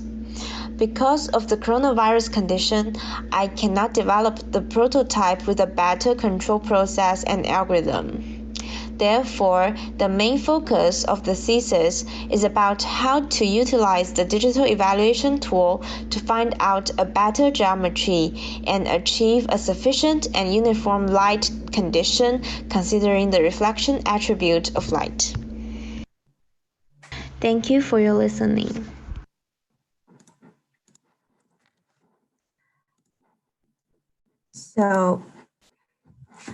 So if you have the access to the mirror board, you can also open the link for this website to see more like options and effect of the system design, and also play with the timeline of the showing both the evaluation and the interior experience of the system.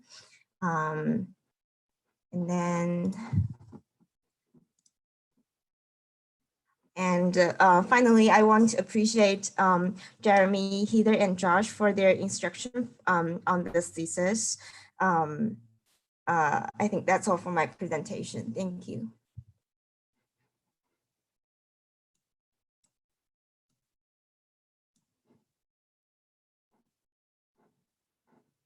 Hello.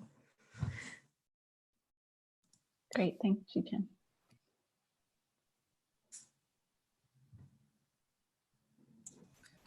I guess one thing I like your project, and I'm nice presentation. I guess one thing I'm thinking about is it seems like with these types of projects that there's different criteria, right? There's the sense data, which is in this case the sunlight. And then there's the actuation, which is the kind of twisting element that creates different different kind of patterns or different ways of filtering the light into the space or blocking the light or different effects. And then there's the kind of user interaction, which is how the person that's using the space begins to interact or is affected or experiencing this, the space. And so I guess I'm just wondering, it seemed like one thing that is unique or different is the way that users might interact with the project. And I guess I'm wondering about the balance between those two things, between the, let's say, environmental performance versus the user interaction and developing the tool, as you were mentioning. And if maybe you could describe that tool a little bit more and how that works. Okay, so yeah, so basically for the tool, I think you're saying that because I'm optimizing the behavior of light in this system, so maybe how the problem of how the human can interact with the system is a problem. Yeah, I admit that is a part that I didn't think of very deeply, but basically for the evaluation properties, I have these two properties as the value that I'm optimizing in the system, in the algorithm. And I think for that problem, we can let the user to choose like how much illuminance you want to get in the in the interior space, and then we can adjust the optimization algorithm to maybe like just just adjust the algorithm to achieve another kind of optimization for the system parameters. Yeah, no, I mean, it seems like there is a kind of interest in user interface, right? And that the user is able to kind of calibrate their environment by adjusting some of the parameters or interacting. I mean, I appreciate the project. I guess I'm wondering what the overall research question is and how you're beginning to develop this beyond maybe some of the other types of projects that we've seen over the years I mean, beginning with, you know, like Cedric Price and Joan Littlewood and the Funhouse, and this idea of users being able to rearrange or interact with architecture to reconfigure spaces or create new types of programmatic conditions versus, let's say, a building facade or building envelope that is responsive to the environment, and it's based on energy efficiency or other criteria. It seems like within this area of research, there's a lot of range and types of projects that deal with sensing, actuation, and either environmental or user interaction. And I'm wondering what your kind of take on that is, because you've executed the project very nicely, I think, in terms of the prototype and working with the microcontrollers to create some kind of interaction. But I guess I'm just wondering about your own kind of take on this broader range of research. Yeah, so for this research, I think the main creativity that is different from other responsive like facade system I researched is that I'm taking this evaluation tool, I'm integrating this evaluation tool along with the design iterations so that it makes me to get an idea of what geometry I should choose for the, like, as I'm developing the design. And yeah, because it seems like the evaluation tool is something that is unique, and I guess yeah, I think that's very interesting, right? And whether that evaluation tool is something that happens in the design process and we're able to use that to make design decisions, or whether it's something that happens in real time in the space and users are actually able to adjust parameters, whether it's based on comfort or a type of environment that they're trying to create that's maybe a certain type of atmospheric condition. It seems like the user interface could be an area of further research that is quite interesting. Yeah, I agree. I think that part could be what I can develop into, like how to interact that with the system, like with the real system. Yeah.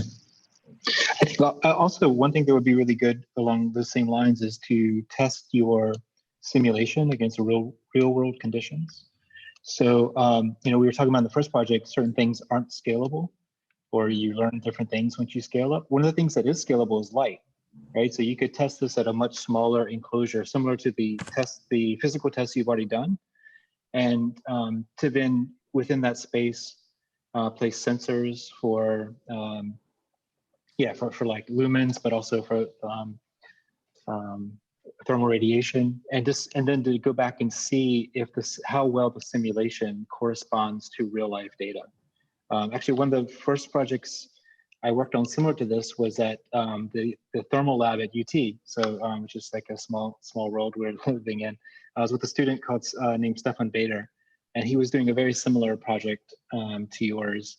But they have at UT, they have this huge, actually two now, this big room that you can test these out at full scale. Which would, so maybe you do a PhD there or something if you want to pursue this idea further. But I think, yeah, I mean, correlating the simulation with the real world physical environment would be a great next step for this, to make sure that interface that you're creating for users is actually correlated to results that you can then produce in real life. Yeah, thank you. So answering this question, actually, I was planning to do the simulation along with the sensing system, like in the plan, but because of the coronavirus, I cannot keep going on the prototype and using the sensing system to check the real behavior of the panels and like all the system. So yeah, that was the plan, but. Mm-hmm. Yeah, I understand. Yeah. I understand. I hope you get to do it, because I really have been playing around in the background with the simulation and the user interface, and I really like it. I think that it's a great tool, both as a way to, like, for designers to kind of jump into this, or for newer designers to jump into this. It's like pretty intuitive, and sure, you could keep working on it kind of as the tool, and that would be really great. You know, kind of bringing it, you know, playing more with the user interface and kind of getting more into kind of the real world solutions as examples for us to see. So one thing that would be really helpful if you were trying to kind of market this as a tool, and I would say this for the previous project as well, is like, give designers examples that we can see, like real world examples of how this will then start to change how we might design with it. With yours, it comes in like a context of other tools that designers are already using to do that. So it'd be really great to see in your own experience how this kind of differs from other tools in order to see that. And my last comment, what I really was excited about with your physical prototype, and this is again for future when you can get into more prototyping, is the material that you're using as these louvers. So you started with some sort of, it looks like a fabric, and then it kind of gets rendered out in this like gray panel, and it could be anything, right? But I think what would be really great is to use your tool to show different, like a whole range of materials, and say, like, if this were going to be a glass panel, or it would be some sort of frit pattern, or if it would be some sort of fabric, or wherever you're thinking that this would actually hit the market, what are those different materials, and how do those then function differently given your simulation? So you could run them through as another series of examples that just designers could then use to see like how your tool is then useful and as a design driver. So I applaud you for the presentation. I really enjoy it, and I would love to get more into the material side of things, you know, when you're able to prototype and simulate even more. Yes. So yeah, I think the material is also one part that I didn't dig into like so much. Yeah, I agree with that. And also like for the, I think you bring out a question about what's the purpose, or what's the difference between my tool to like other like light evaluation tools in the field. I think it's like, actually I know that there's some softwares like Diva and Honeybee in Grasshopper, which can also do the light simulation. Actually, they give a very kind of accurate simulation result, but it's not like coming. The result is not coming up immediately. So, but because I'm using this optimization tool afterwards, if the result is not like immediately come up, I cannot like do this feedback like very fast. So I developed this tool which can give the result in like very short time, and then it can like feed the fitness value into the optimizer so that it will improve the optimization process in a better way. But actually the result of this simulation is not that accurate as those tools. I need to admit this problem in the tool, but I think for design process, for developing the design iteration, it works well to like see how light will behave in this kind of condition. So Ji-Chen, again, beautiful, you know, presentation, and you know, I definitely appreciate the development of the tool. I think I am going to talk a little bit, maybe, yeah, in terms of like the performative quality, in terms of interior, the interior experience, but also maybe in terms of the exterior experience at the city or urban level. So I think, I guess following up on what Michael said and also Melissa, right, in terms of doing some tests and actually, you know, noticing the quality of light, but also I would say the light's ability or the system's ability to, I guess, distribute light within a space, the depth at which it can do this, but also it's, you know, the tool having a sense of agency over distributing space and program inside of a building, right? For example, if you want to work, right, you would pull your desk a little bit closer to the window or something like that, right? So I wonder, as you're developing, you know, a system of materials and a system of louvers and maybe a system of, let's say, cutouts or patterns on the louver or the fitted glass louver or whatever it is, or maybe as you develop, let's say, the bend or the twist of the louver, what's the impact of light and the projection of light inside of a space, and how does that, I guess, redistribute program inside of a building, right? So I think that would be maybe the next layer after developing the tool to look and fascinate upon. Two things or figures on your Miro board. I think one that kind of begins to allude to this is figure 9, in which you're beginning to play a little bit with the program or the profile design. Again, I wonder how this would be projected in terms of distributed space inside of a building. The other figure that completely fascinates me, I mean, I'm just like wowed, is figure 12. Where you're trying to apply the system to all sorts of, you know, building proposals, famous or not, high rise and etc. Right? And I cannot stop but like actually like fascinating upon this new city that is completely wrapped, you know, in this kind of like, you know, system or this layered system. And I really love, in a sense, right, it's almost like a moire quality, right? This kind of like juxtaposition of your system on top of, let's say, a regular curtain wall system, right? And I love that, you know, the optical illusion, and I love, you know, I love fascinating upon how the city would look like, right? At the same time, I wonder, you know, what would it happen? Would this become a new type of curtain wall that everybody just plasters on a building? And how do you design it in such a way that it can have, let's say, a fantastic variability? Of course, you also are referring to the human component, the human variation, the ability to vary the system yourself, right?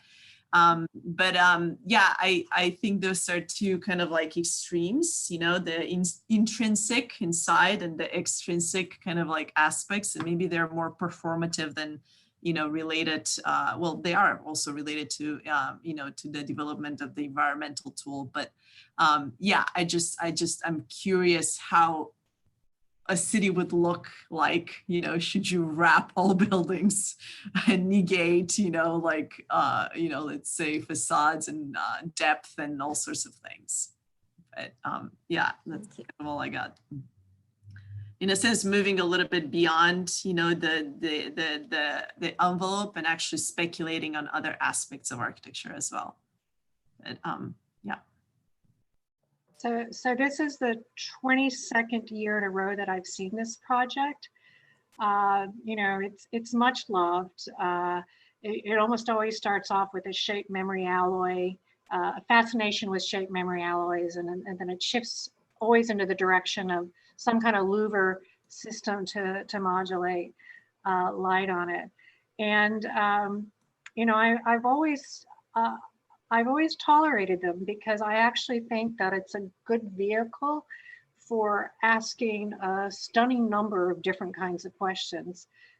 You know, how does light actually work? What is the difference between, you know, light entering and view leaving? You know, there's a series of sort of conflicts that a project like this sort of puts forward to you, and mostly because it's also improbable and you know, kind of wildly inappropriate for most of the situations for which it would be proposed for. So it kind of forces you to delve into certain kinds of aspects, whether it's in teaching yourself how certain things kind of work, opening up the questions that others have already raised in terms of, you know, what is a transient internal environment? You know, how much do we engage with that environment? And I also, probably the part that I responded to the most was this sort of retrofitting on signature buildings and sort of redefining what its facade qualities were. It's not that I'd want to see it retrofitted on any of those buildings, but not that I would think about this as an actual facade system, but the kinds of sort of questions that it opens up about the incredibly temporal and transient nature of light and human experience are actually incredible for it. So it's not that having a servo motor or having a twisting louver, having a shape memory alloy or some kind of spectacular material is a solution to a particular problem about managing light and air in a building, but that it kind of forces you to explore those things in a richer and deeper way. So what I want to ask you is that of all the things that you looked at within this project, what is the thing that you want to follow up on? What is the question that you have for yourself that you would like to learn more about or move forward with on this thesis?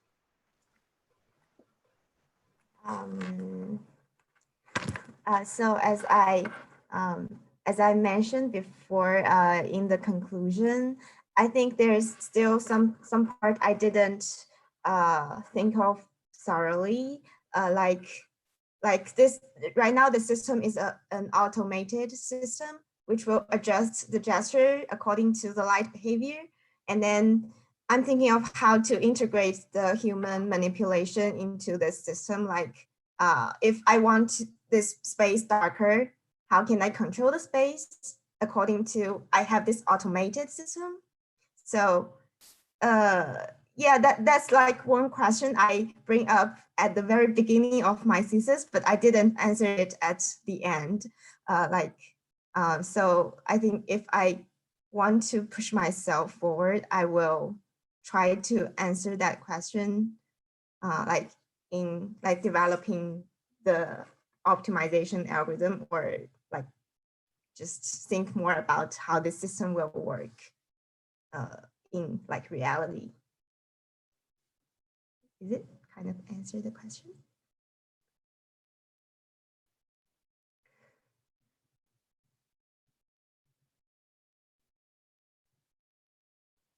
Hello. Yeah, great, Ji-Chen. I think that's a good place to transition again. Thank you again for your great presentation. So just in concluding this, the last two projects and kind of the day, just want to circle back on the Joelle and Ji-Chen's project. Both were very much performance driven. And I think kind of stepping back to those larger questions that we were asking would be a good place to start, to start and to finish. So I'd like to open it up to the guest critics, or to Jeremy or Kai or Josh. I see you guys out there as well. So just kind of wrapping up as to how do we see these performance-driven projects and their relationship to larger architectural questions moving forward in terms of process. If anyone would like to jump in there, I think that would be a good place to start. Sure. What I liked about both of these projects is that they were, they ended up in a design product in a way. And that I think the comments that we're hearing for both is saying, like, when you're going in that direction, is to always then to test it back, whether it's a real world solution or it's your own solution as a designer, is to get, if you're going to, it's almost like a marketing brain in a way. It's like, how do I then kind of sell this product to designers who would then use it? And a great way of doing that is to show how those would then relate to the scenarios of how we would use these products as a design driver, so that we are not just architect as the person who specs products, but as someone who can use the products to then bring designs to another level. And so I think for both of these projects, to then start to get into how you would then use, once you have the product, to go back and say, all right, let me now, as a designer, use my own product that I've made and kind of show that through kind of an architectural exploration, would be a really amazing next step for both of you, as you want to continue to kind of flesh out these tools or products that you have. But I was really happy to see how both of them got into a depth of the tool, and that's an important part to get to in the semester, and then kind of use the tool, like have fun with it now that you have it, or the product. That's what I would love to see. So great work. I mean, just to pick up on that, this idea of product, or I felt the same way with Joelle's like interest in your kind of development of the project and how it led to the idea of the product, and Ji-Chen's kind of louver system, or if it is about more of the computational architecture, that you're developing some kind of an interface or some kind of system for people to begin to interact. And I guess just one thing I would maybe suggest for both of you, or add, there's a lot of programs that support, entrepreneurial startup companies, or I know here in New York, there's like New Ink, which is sponsored by the New Museum, and that's a good way for young professionals and entrepreneurs to start to develop products and get support that they need for bringing these ideas to market, or beginning to kind of see them through, test ideas. And, I think outside of here as well, like places like OpenCell in London, that are focused maybe more on sustainability or biotechnology. And I think, I don't know, it's just something for both of you maybe to consider as a way to begin to think about how you might develop a product or take on more entrepreneurial approaches to design, which I think is very interesting. And I think something that for me at CMU stood out as a way of kind of thinking about design. And so I appreciated the projects very much, and congrats again to both of you.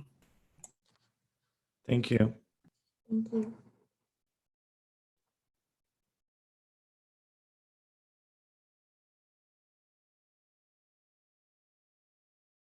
I'll just say, I mean, for the two of you, and also for the three projects we saw earlier, I think it's these are some really great questions that you guys are asking. I don't think any of us really care to see another library project or museum. We want to know like how you're going to go out in the world and make a difference. And while there are some flaws in the research, and maybe some of the results are kind of like a little goofy here and there, I think the impetus, the sort of desire behind those, and I think this is what Michelle was talking about earlier, the sort of desire to go out and find ways, modes of agency for architects to have an effect that is meaningful is really important. And so I would encourage you all to stick with these ideas, or at the very least, stick with this motivation to see the ways in which you can make a difference, because I think that's incredibly important. And especially now that we see the impact that our decisions collectively and individually make in the built environment and beyond, I think it's really important to keep those things in mind. So I think stick with those ideas and take the comments that you got, which I think are really strong, because they're all pushing you in a direction to be more specific, to be more studied in what these responses are, and to take this challenge on as a real thing. So I guess I'll just leave it at that.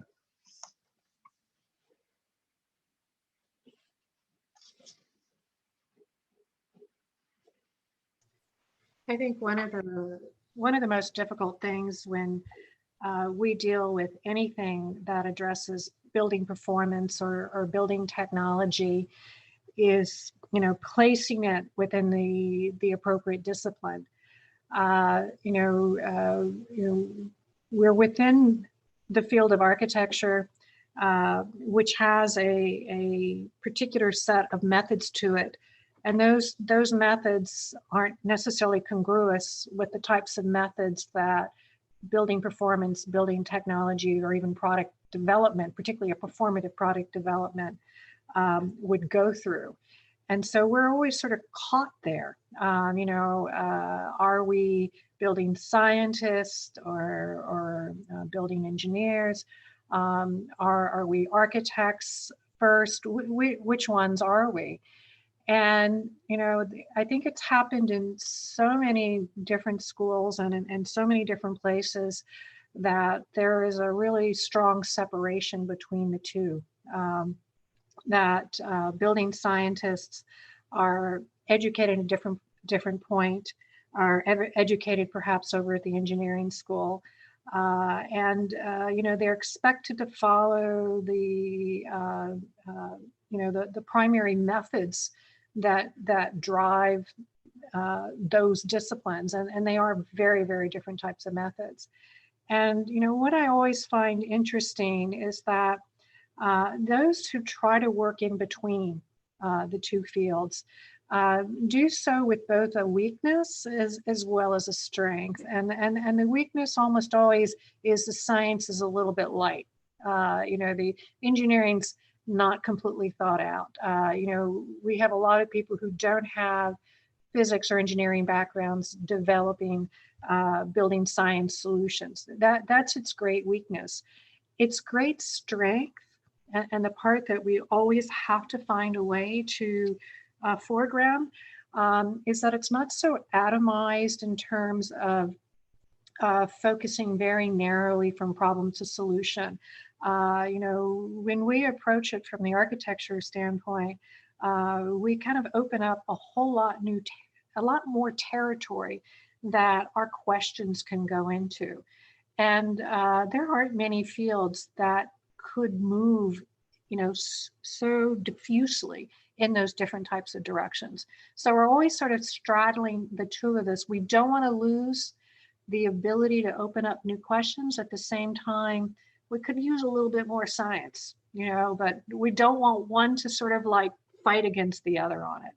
And I think that both of these projects were sort of wrestling with very much that question as to, if you're a building scientist, it should have the appropriate amount of simulations and analyses, yet at the same time there was meant to be an open speculation or open question about that this is not that linear straight line from problem to solution, that there can be more ways for this to turn and to go than you would normally have in an engineering world. So keep up with that struggle. That's all I can say. It'll be a struggle for the rest of your life if this is what you want to do, but keep up with that. That sounds very positive.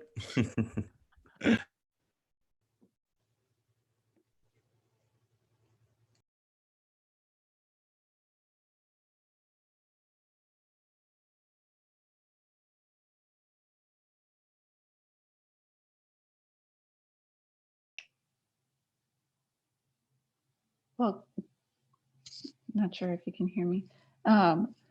Great. Thank you all for a really productive day. It was really exciting to see all of the work today, and thank you to all of the critics. Jeremy, I'm not sure if you had any kind of concluding remarks or final things that you wanted to say regarding the day. But if not, we'll just kind of wrap up here.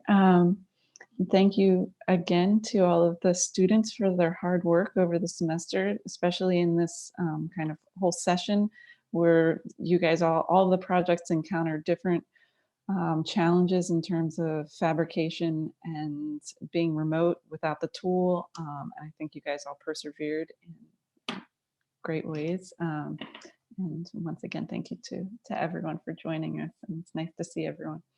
I guess this is right on time, right at 4:30. So thank you again. Okay. Thank you. All right. Thank you, Heather, for inviting us. And again, thank you to the students as well. Thanks, Yeah, everybody. Thank you all. Nice to see you all. Thank you. Bye. Thank you. Bye. Bye. Bye-bye.